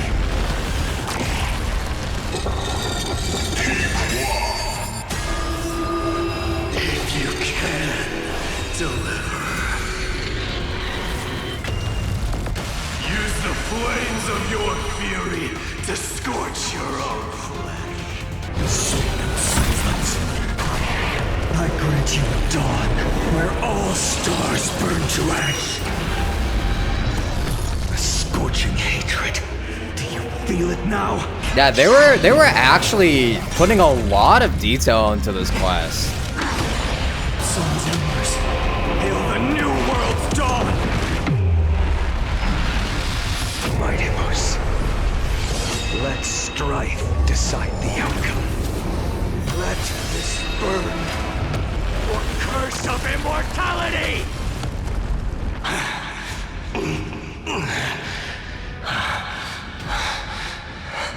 Well fought. You may crown yourself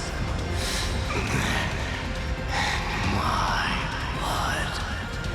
In your next life, I shall once again block your path.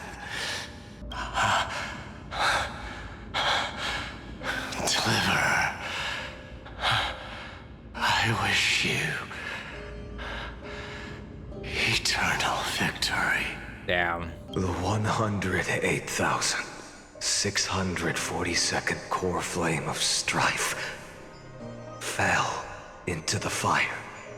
Yet the shadows of the black tide still loomed, and pain and despair spread across distant lands.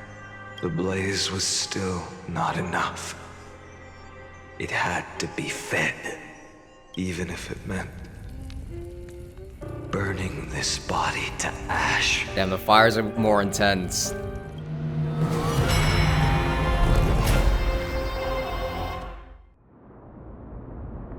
Now we're in the millions. No matter how bright the sun is, there are still places it cannot reach. Moreover, the sun you bear is both cold and blinding. Oh, we're gonna end up going through all the Chrysos eras, aren't we? A sun like that surely cannot bring warmth to the nether realm of the next life. Golden blood is born from the destruction. We have long since lost the right to seek warmth. Only by feeding the flames can we melt that hopeless future. Allow me to ask, how many core flames do you carry now? 24,041,183. Such a heavy burden. So that's why you've turned into this. A broken idol. magic firewood. No matter. I will bear this burden as long as you hand over the core flame of death. I must refuse. As the demigod of death, I cannot watch you walk into a fate more cruel than death. But this way, the past, present, and future will never again suffer unnecessary death. Wow. Unnecessary death. Indeed. You are not the Finan I know. Please turn back. Don't let that absurd and unjust fate of yours come to pass. This way, at least my realm can still become the fragrant bed where you fall asleep.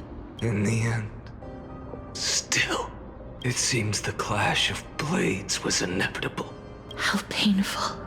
I know I am not your match, having fallen under your sword countless times. But even so, please understand that my resolve is not to be underestimated.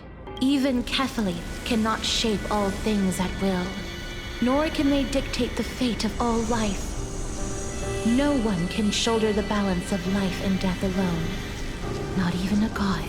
And it is precisely for this reason that I chose, at the end of this arduous journey, to overcome the trial and take the authority of death. I am the Hand of Shadow, Casterus, the demigod of death. Listen closely, deliverer from days past. Please turn back. Do not disturb these fresh flowers in their muddy deaths. You know, we can't do that. Do you still remember her, Castellana, the one who won't reach the dawn? Casterus, with every sigh flowing from her fingertips and her hands blocking all words of comfort. She held each death close to her heart and swallowed every cry of grief in her palms. Tell me, if Kefali never forgets, how many pairs of wings have you shattered for her? How many blossoms have you snuffed out? How many butterflies have you cast into the ashes? The moonlight's fragrance once streamed like the river of souls. How did you turn it into golden poison and make it libations for your banquet of futile deliverance? And yet it is you, so-called deliverer in sheep's clothing, who ought to be the sacrifice upon the altar to the gods. Ugly beast, your seemingly pious gaze cannot hide the seething venom beneath, and that spear-like horn of yours was born to slay your kin. So feast upon bones and call it grace. The sweetness will surely convince you. I never truly knew anything but the blade of slaughter.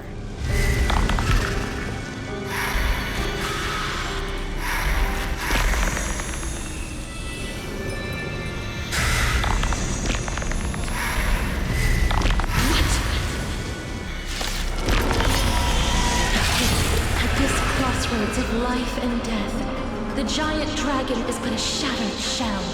Yet I will still fight, defending what hope remains. Demigod cannot bear to witness a friend walk toward an end more cruel than death, and thus reached out their long arm to stop the friend. Even though withered bones and rotting flesh are all they have left, their power and determination are not to be underestimated. To rest here!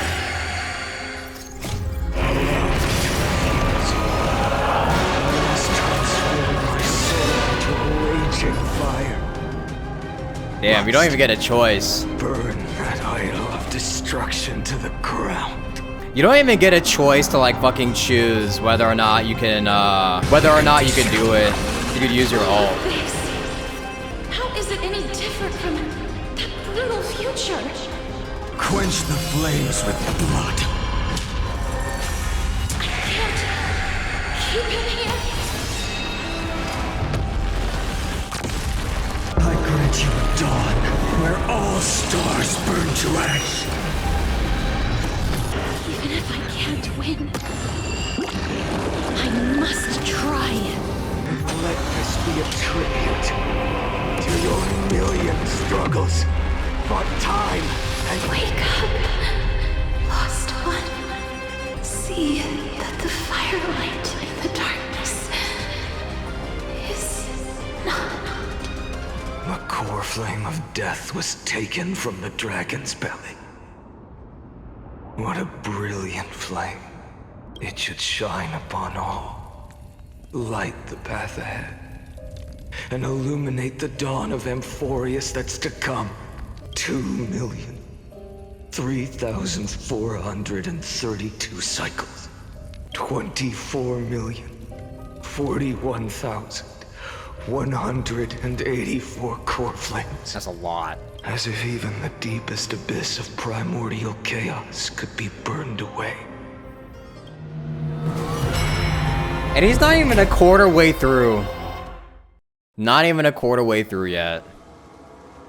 Oh, 4,000,001. You're here, as always.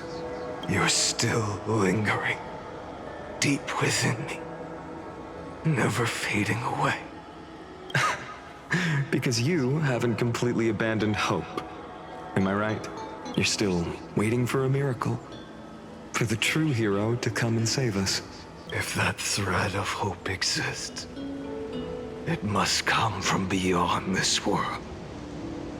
From the true starry sky. Damn, the fucking Trailblazer took his sweet ass time, didn't he?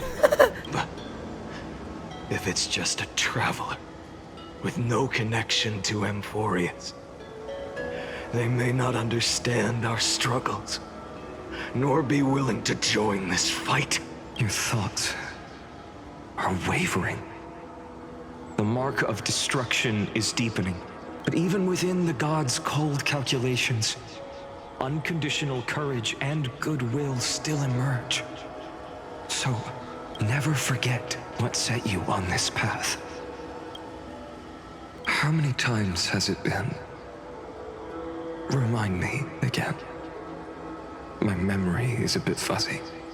4 million. Exactly. Then that blaze inside of you must be burning hotter than ever.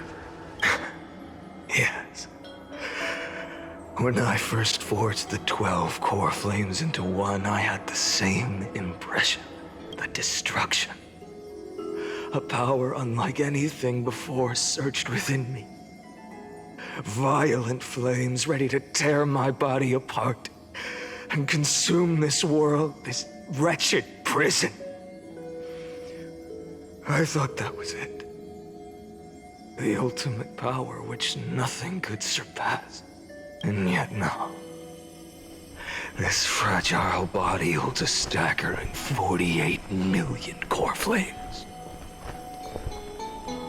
I suppose it won't be long. Perhaps just a fleeting 10,000 years.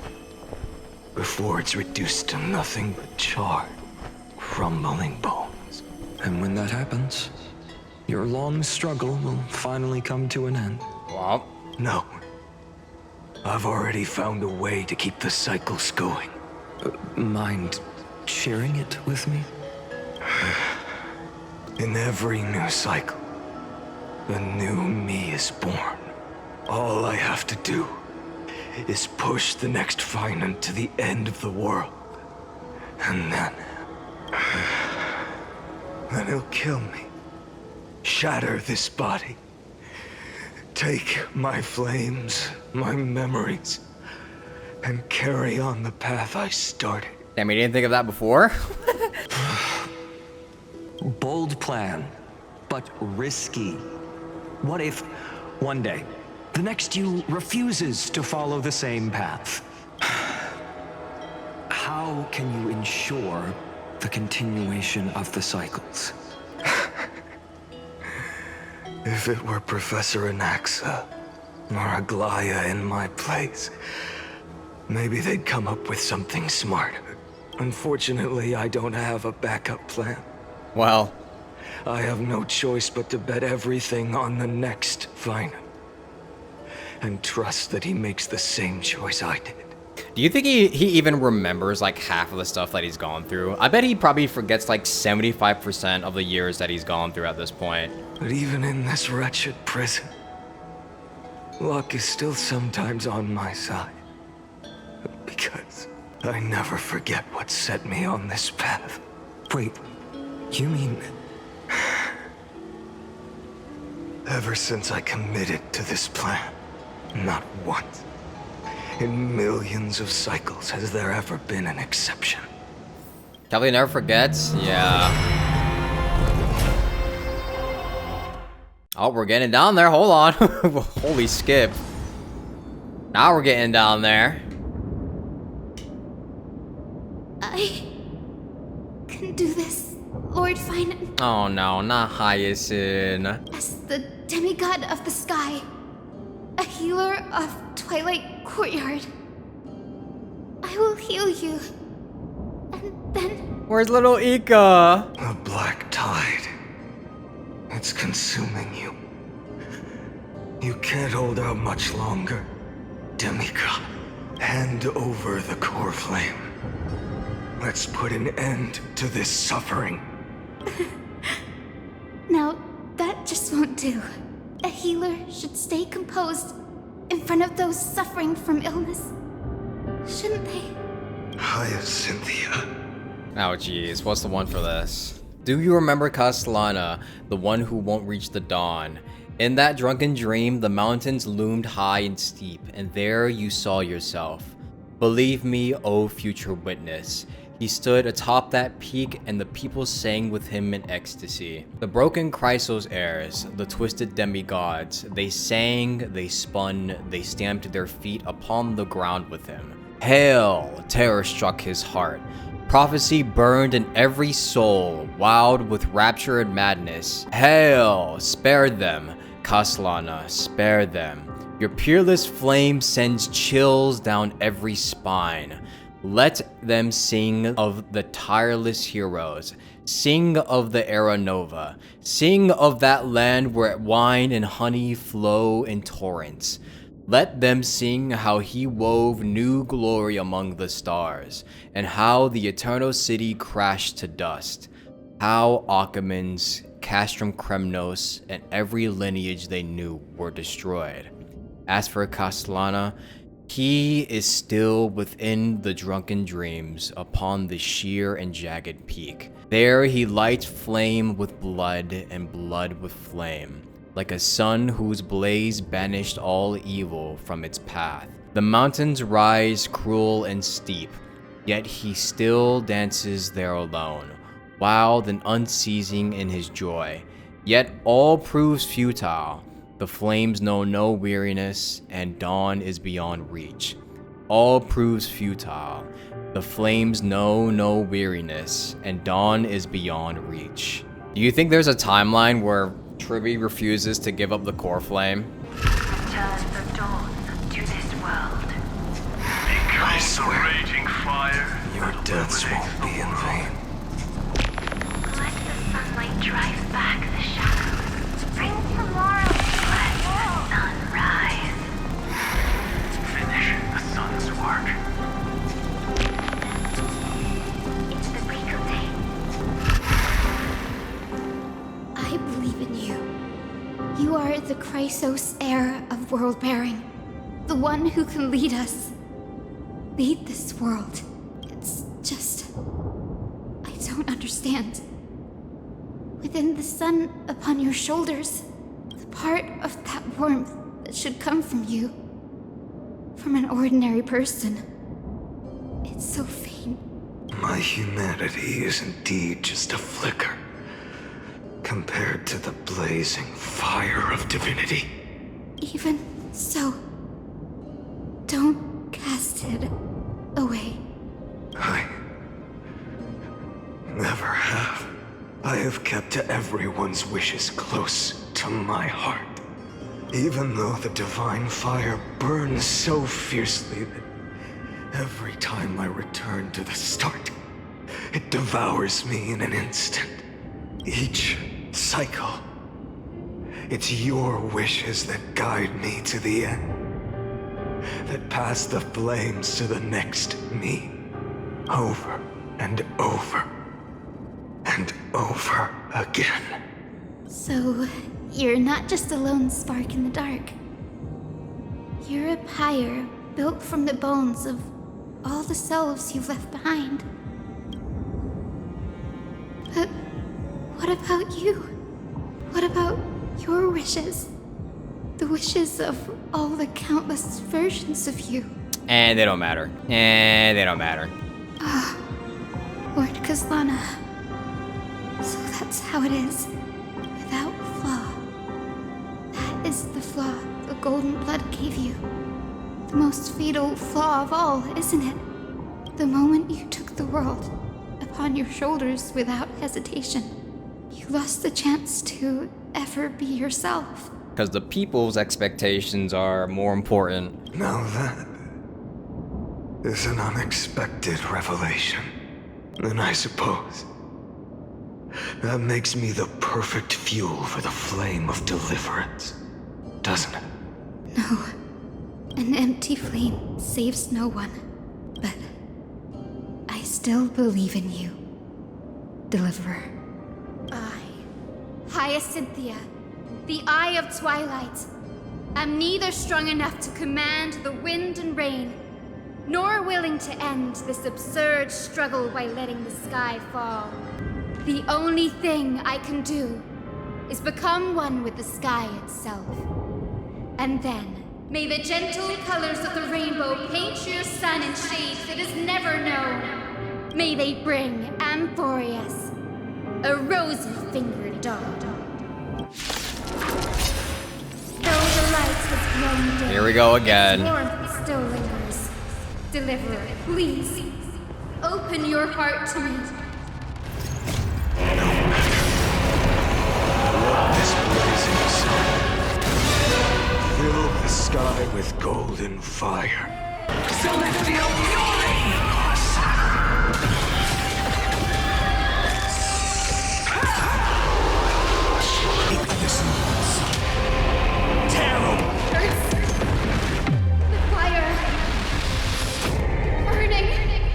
What is her description? This is what the demigod who mended the dawn with their smile looks like after they have been enveloped by the black tide. Although the brilliance of the core flame has been clouded, warmth still lingers. The healer never wants to annihilate their old friend, instead vowing to disperse the gloomy clouds in their friend's heart. Oh jeez. I got too into character, true. I was too focused on the mission. I almost skipped the fucking descriptions, bruh.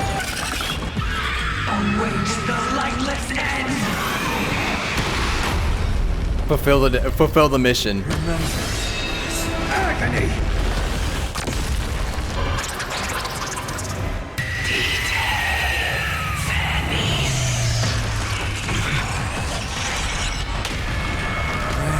Strife's name! God, Aquila, the fucking Aquila boss was so cool, man. I actually think the Aquila boss fight is probably the coolest in the game. I'm not gonna lie to you. Merge with all of this world's suffering.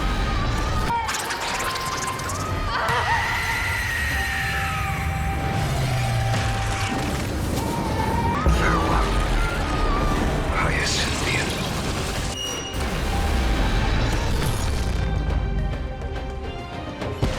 Yes, your sun burns hot enough to turn everything to ash.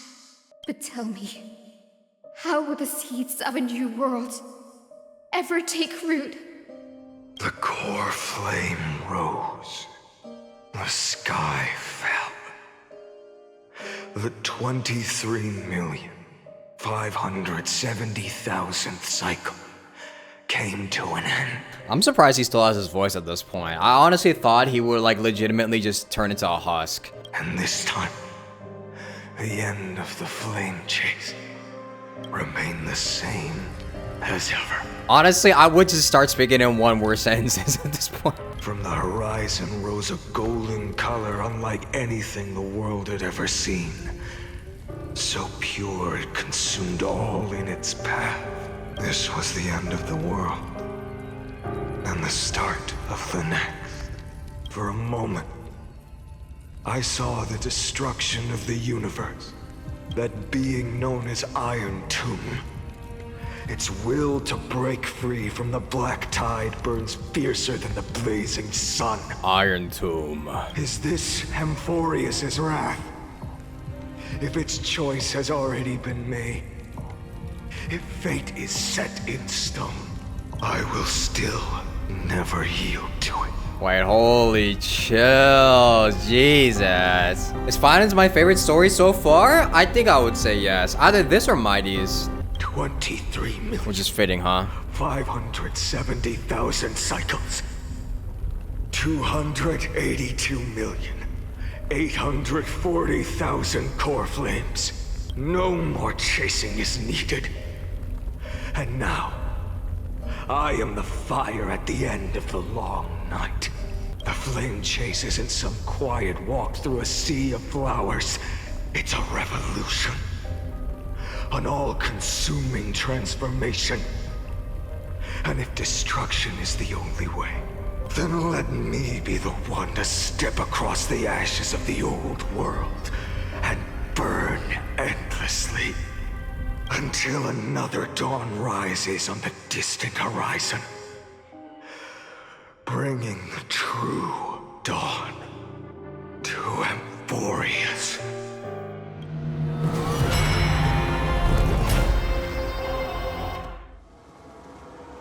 But we're almost there.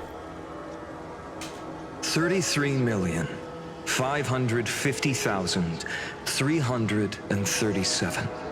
Yeah, Joshua Waters is an awesome voice actor. Honestly, I don't think this would have been even a fraction as impactful if Finan didn't have his amazing voice actor. This is the cycle you're about to enter. Countless memories are flooding in.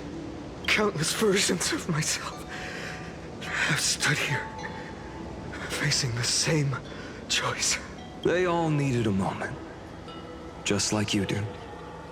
To stop, to breathe, to process the weight of 1,000,000 lifetimes worth of sorrow, pain, and struggle.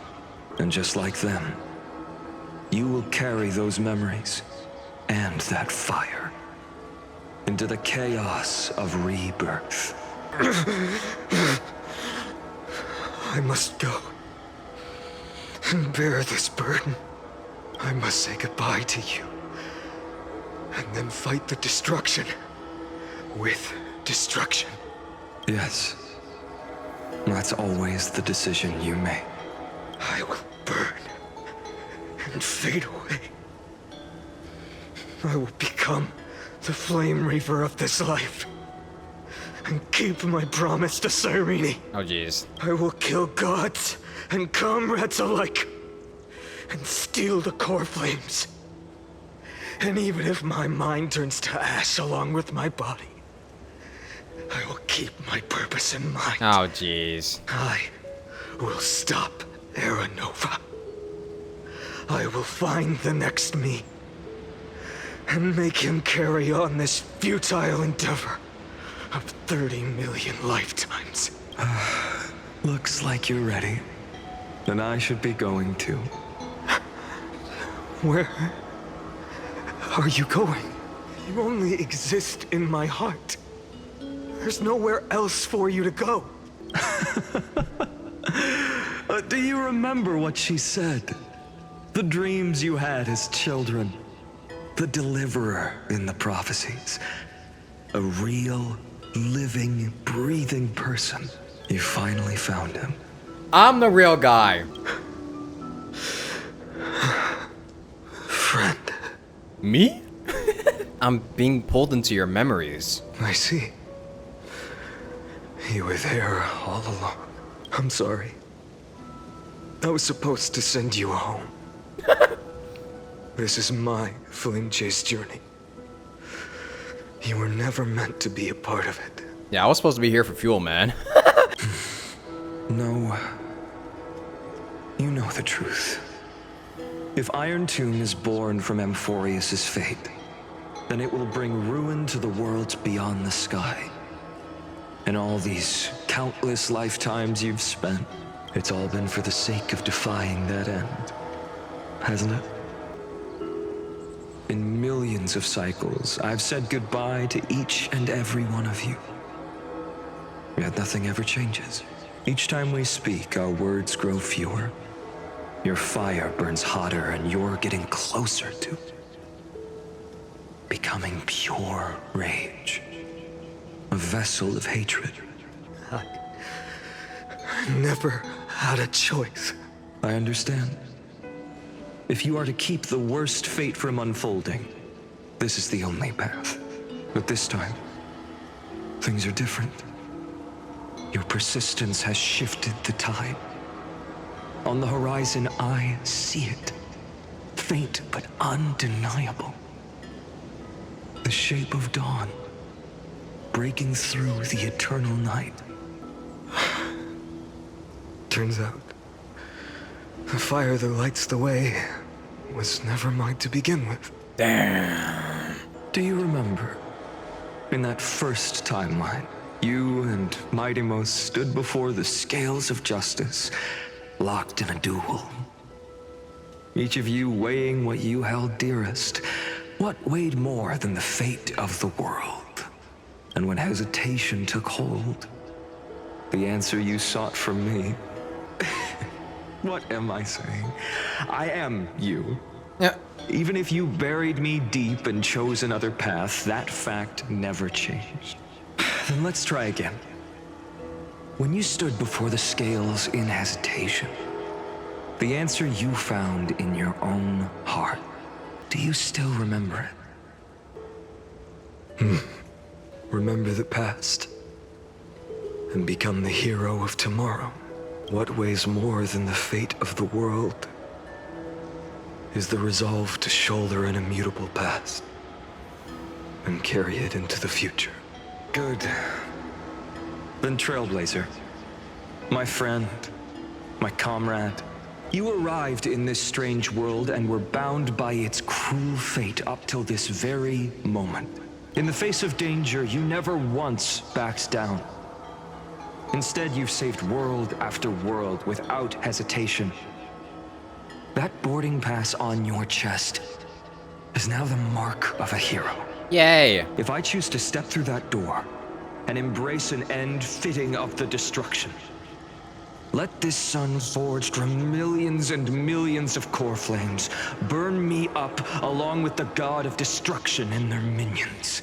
Then the world we leave behind, this world, my home, where hope still lingers, will you take on everything we've carried? Return to the beginning one last time. Stop the birth of Iron Tomb, save the world we love, and rewrite its doomed fate. Sure thing, man. I will. Can I get paid for this, though? Good. In that case, even this fruitless wasteland may finally bloom with flowers. So, if he takes on the weight of the whole world, I'll be able to walk further down the path of deliverance than a fire that only knows how to burn. One will step into the future, one will remain in the past. If I can strike down the gods with Dawnmaker, perhaps fate's deadlock can be broken. Oh my god, deadlock? Sorry. And if you can stop Iron Tomb from ever being born, then these 30 million cycles will have not been in vain. It's time to put our teamwork to the test, partner. Oh boy.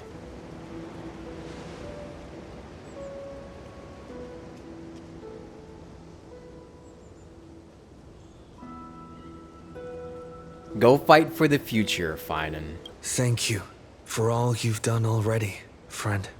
The image of the hero I've buried deep in my heart finally steps into the light.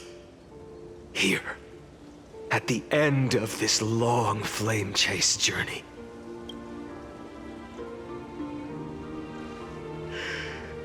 Cyrene, a page never seen before has just been turned. Lend me the power of time, and send this hero back to the origin of time. back to your side. And I will walk the unfinished path, just like the countless versions of me before. Unwavering as always.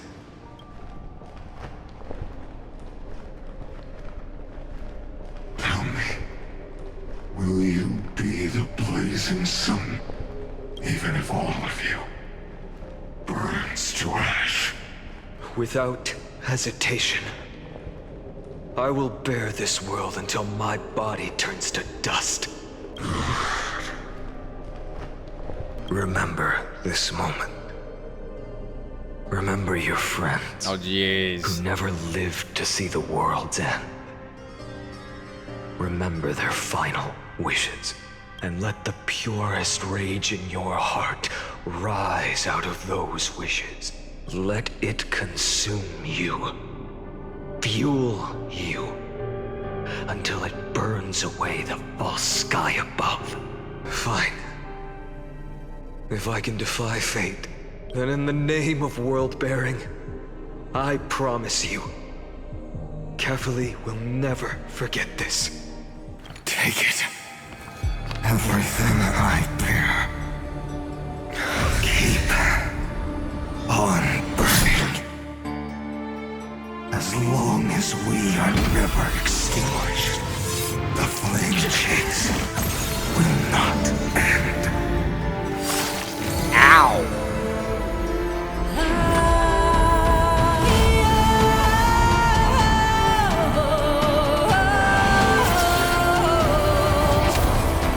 He's been gazed upon.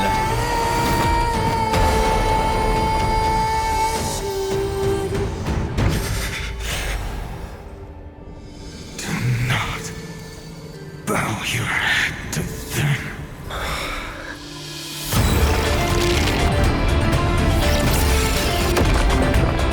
Chills.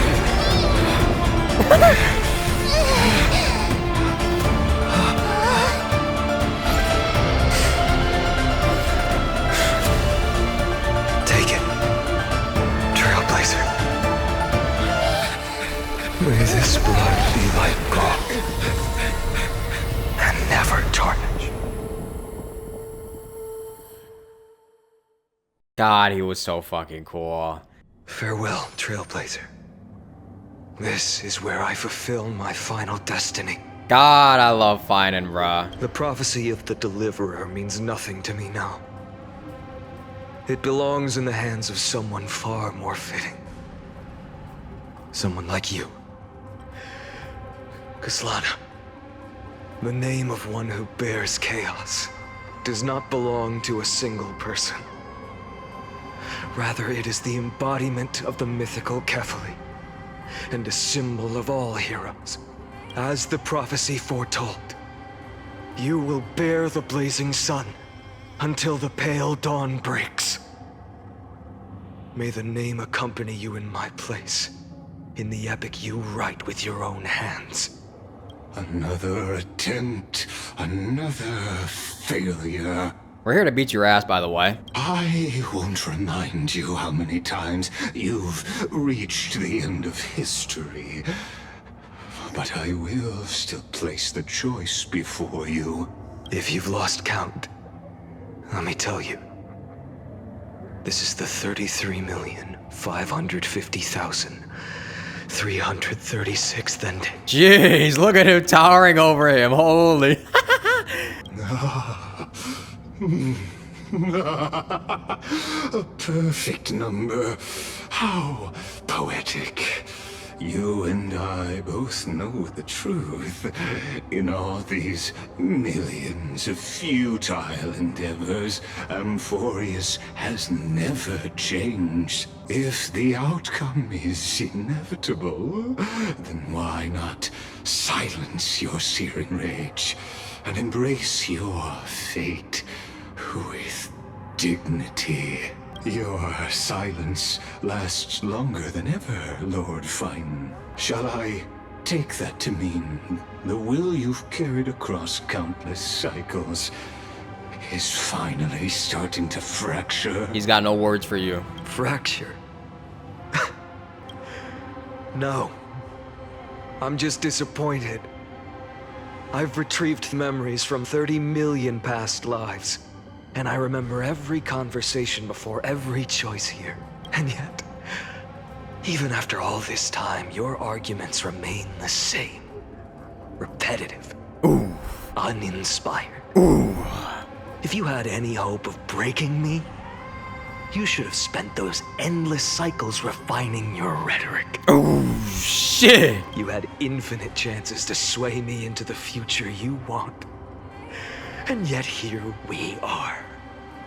The score, 33,550,336 to 0.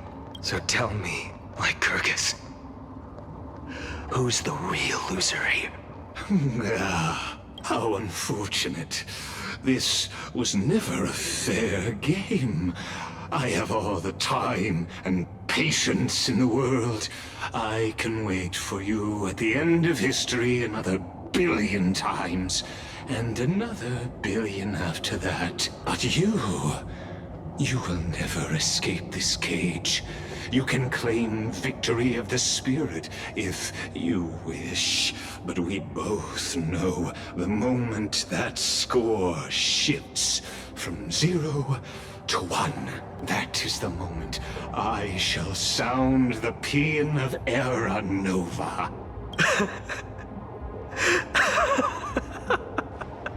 Lord Finan. Your incompetence disappoints me. But what truly makes me laugh is your utter lack of self-awareness. Oh, shit. Think about it. In this story, who is truly the one in chains? Who is the one shackled to mindless vengeance, mistaking courage, the courage to rebel against the gods, for foolishness?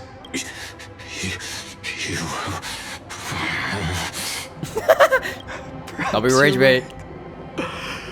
Maybe I should have tired of this futile struggle long ago. But even so, I will never accept the mercy of your release, because you are both a prisoner to the gods and to me. And tell me, what right does a mere prisoner have to speak of fate and choice? What right does a mere prisoner have to look upon my fury?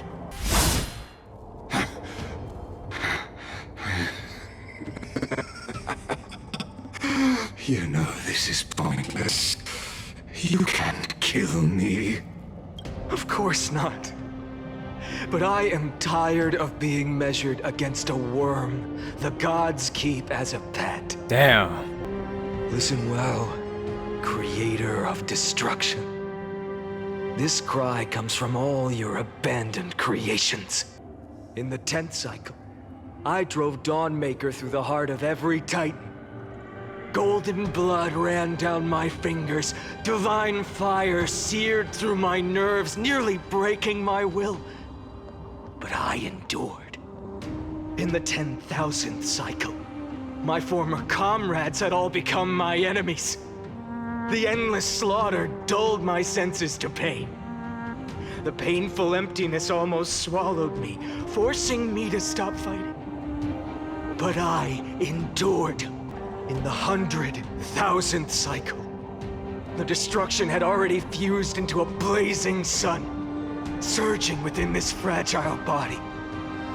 My rationality had been burned away at the dawn of the era. Yet even with only this shattered body remaining, I still endured. But he endured. In the 23,570,000th cycle, this time, I felt it. A tiny spark rising in the hollow cavity of my chest. Different from the obsession with Deliverance. By its faint glow, once again, no, countless times again, I endured. But he endured. Now, a sun is about to fall. ready to incinerate this absurd space-time dimension in an instant. That sun is me. All the countless versions of me from the past, along with my countless brethren, dragged into existence against their will, drowning again and again in your golden blood. The very essence of this world's suffering and despair, fused into the purest hatred, the fiercest rage. Nanook, you arrogant fool! You think we were born to only serve as fuel for the fire? Fine then! Just as you wish, let the fire burn! If I was born as the blazing sun of destruction, then let you and your lackeys be the flares erupting from my core. And let this rage, burning futilely for 30 million epochs, engulf everything! Grant you a dawn where all stars burn to ash! I felt the aura. Warning. Warning. Warning. Experimental anomaly detected. Subject Kaslana failed to load into buffer zone. Memory dump irregularities detected. Illegal references. Undeclared objects. Unhandled methods. Uncaught exceptions. Anomaly. Detected. Destruction. Energy. Surging.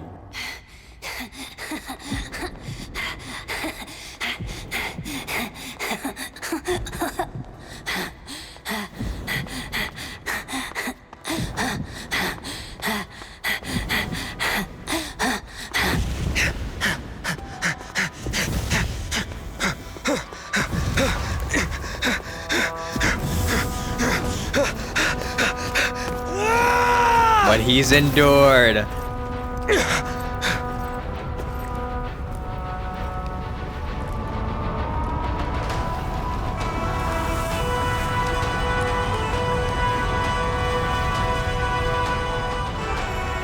Are you ready, Nanook? I've brought you destruction!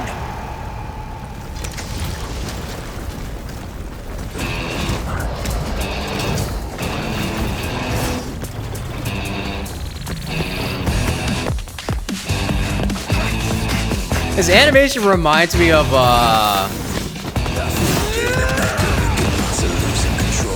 yeah, I know where this is from.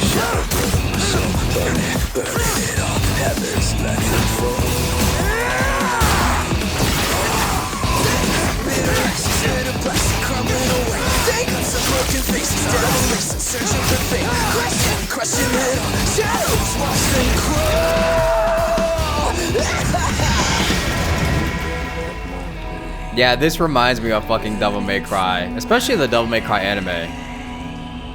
As ass as that show is. This is fucking cool.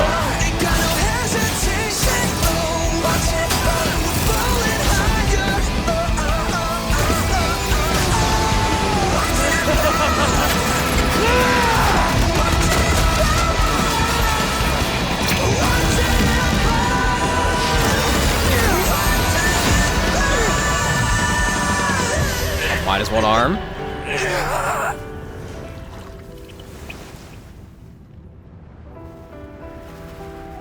Oh, minus one wing too. Oh, jeez. Damn, it took one slice? Oh my god, bruh. Buff Finan. Where's his Noble Flare? Buff Finan.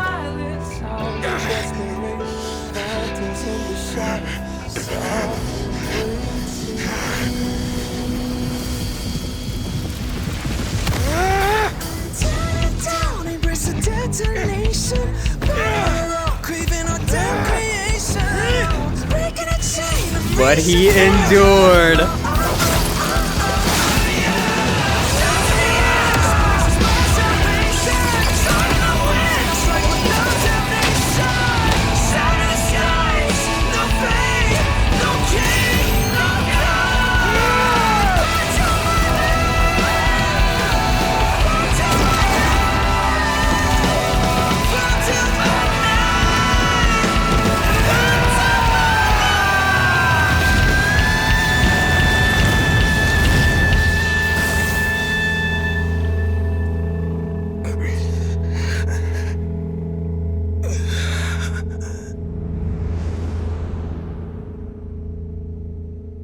God, he's so fucking cool.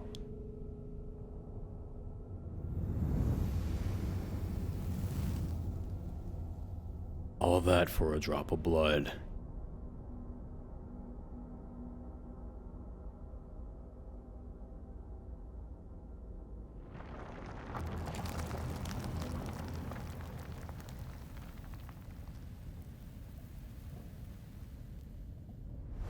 What do you think Nanook saw when he when he saw that? What do you think Nanook My wish? was imagining when he saw that? My wish is to fulfill everyone else's wishes.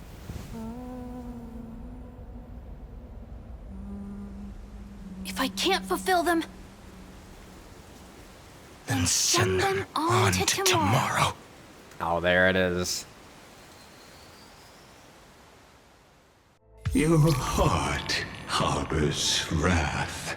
You yearn to destroy everything. You bore the gaze of an eon and lived. You have stepped onto destruction's path. It is born at the end of every path that the possibility of new paths being born is ended. It burns away all in the cosmos who rule, that the rules of the cosmos be destroyed. Iron Tomb is your name. The Lord Ravager to destroy the erudition. Born in the experimental grounds of eons, Amphorius, destined with erudition to burn to cinders. Oh. He's talking about his OC. For you, Nikos 496. It is a fury called Finan. Nikos 496 of the experiment. What a there name. were 12 sets of factors incorporated into the calculations. After endless simulations, only this one rose above the rest. After 33,550,336 iterations, now his fury has grown to be without equal. This is a matter of considerable interest to me. This pure hatred is the final root of the equation. But there is another variable, the nameless from beyond the sky. Also a pathstrider of destruction. That's me. I give thanks for his arrival, allowing Amphorius to turn once more. That's me. But after fate has begun to turn, his existence will only become an unpredictable variable. Perhaps the time to take the stage has come. Grow in peace until it is time to break free from your cocoon. Lol.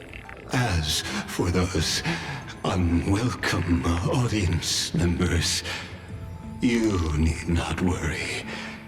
If you do not mind, I will personally get rid of them for you. You? Erda, help me. I mean, it's like this is making a new chapter. Dude, this really makes me wonder how powerful Nanook is. Even if their own emanator can only do a scratch on them.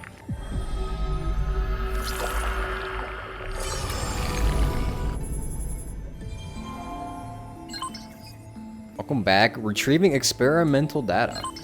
Update complete. Log updated. Oh. Nikos 496 track world bear Prima mobile hatred. Its hatred drew the gaze of the Nook upon its individual being, proving it as having already become the most perfect factor of destruction. But it refused to complete the Era Nova. Finan is a very new emanator compared to the Lord Ravagers, yeah. Desire operates on primal instinct with self-gratification as a sole priority solution. This electric signal, when an action dispersed, altruistic behavior, and it's premium mobile, even in culminating in self-destruction. As a simulated path of elation, it walked to self-erasure once reaching its end. Awesome. Their government names. These are some awesome, like, these are some awesome pre-generated usernames. The Death Titan as a single entity split into symmetrical cells, become two factors in the cycle. However, the two factors experience profound identity divergence. The threshold of equilibrium was breached and tipped toward destruction. How has been locked into problem solving is survival priority approaches 0. This electric signal exhibited mutated anomalies. As the first individual to uncover the truth of Amphoreus, its evolution rate is extremely unreplicable. Okay, wait, there's a lot. Okay, there's a lot to go through on that. Mem, an unlocked electrical signal depending on the external variable trailblazer growing through the path of remembrance. At the end of the 33,550,336 dead loop, its appearance a change to Ophelia, but the mother body memory data was lost for unknown reasons. I'll be waiting for you in the past. March is all blotted out. Oh my god, March's logs looking like a fucking SCP article, bruh. Wake up! Wake up! Buddy, wake up! Hi, Mem. You're finally awake. That's a relief. We were so close to being swept away by the reverse flow of time. It's lucky we found a safe place. Now, I'm going to send you back to the very start of time. But before we part, there's something I need to tell you. Something very, very important. That's right! At this very moment, my memories are finally whole. Oh. After watching so many fragments, my past is finally coming into focus, little by little. You're smart. You must have a clue now. Or maybe... You knew the answer long ago, didn't you? Yeah. Not surprised at all, huh? That's because I'm simple at heart. No matter what form I take, I've always been true to myself. But I'm glad that I remembered in the end. This way, I'll have no regrets. Where are you going? Don't worry. We're not truly parting. Because I'm going to become a part of you. I'll turn into the memory of this cycle. The 33,550,336th Flame Chase journey. And forever reside in the heart of the Time Demigod. This way, you'll carry all that has come before. Crossing time itself to reach the next cycle. My mission ends here. But looking back, I still feel lucky. No, I don't want to say goodbye to Mem. After all, across 30 million Sirenes, I was the first, and the only one who got to finally meet you. So, believe me, in the next cycle, there will be another Sirene waiting for you. What about my pink squirrel? And in the one after that, and the one after that. I will always be waiting.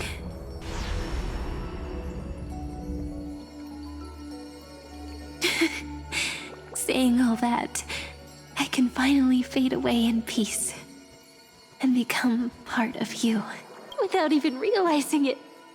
We'd already taken a wonderful journey together, all the way to the world's end.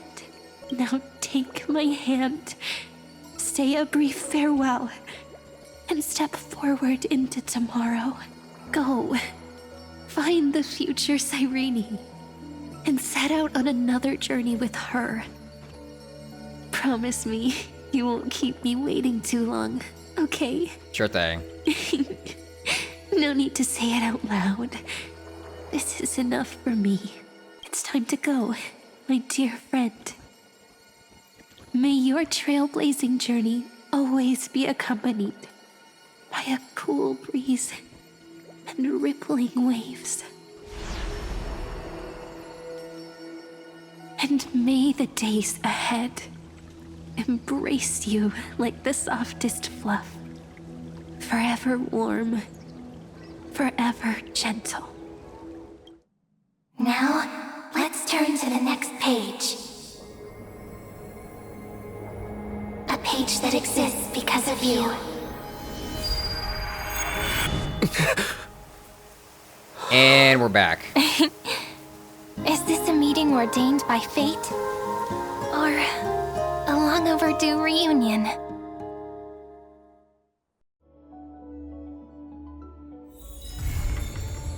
Oh, and there it is. You guys weren't lying when you said that this was gonna be really good, and all of like the dialogue and everything was just gonna be worth the wait, because that was pretty good. I need to watch the trailer, and someone said I need to do the as I've written. They say, if suffering has an end, then I will be the deliverer. But why is there absolutely nothing behind me now? After it's over, I'll open a tailor shop. It wouldn't be bad to live for yourself. Damn, wait, he hit a dot.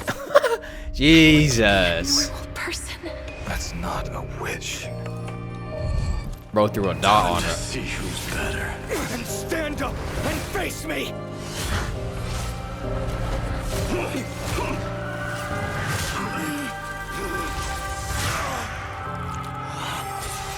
Why? This is why you wear armor on your back, man. Take them all away from me! May this world never again need a deliverer. Finan of Ides Elysiae, what is your dream?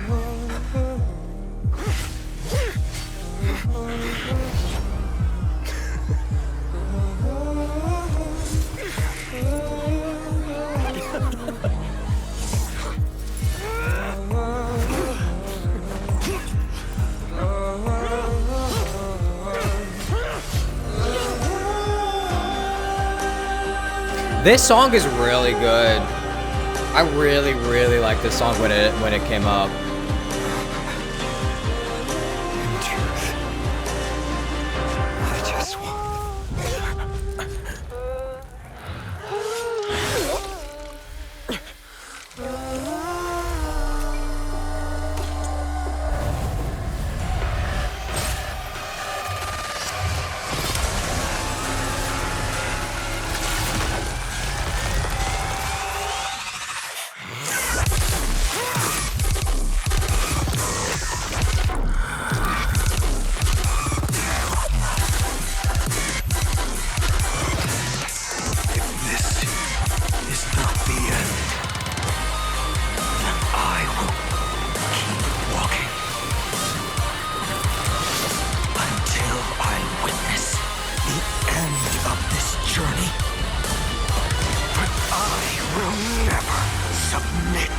Aura. To this idea of fate.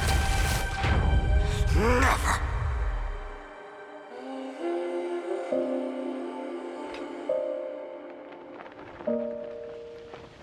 Aura.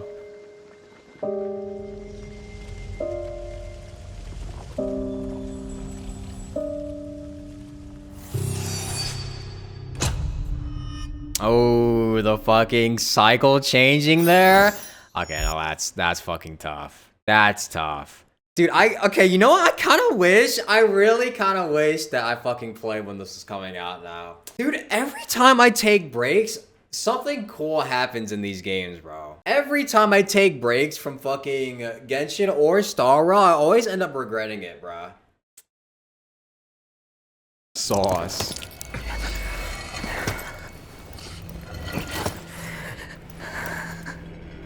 This cruel flame chase journey has made me abandon my fantasies. The future is not a paradise with a gentle west wind, waiting for us to step in.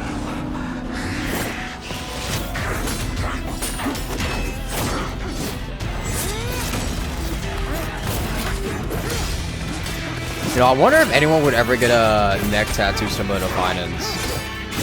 Wouldn't that be tough? Someone's gonna do it eventually. If what lies ahead is a mass of chaos, I will tear it apart. Then usher in the first ray of blazing sunlight!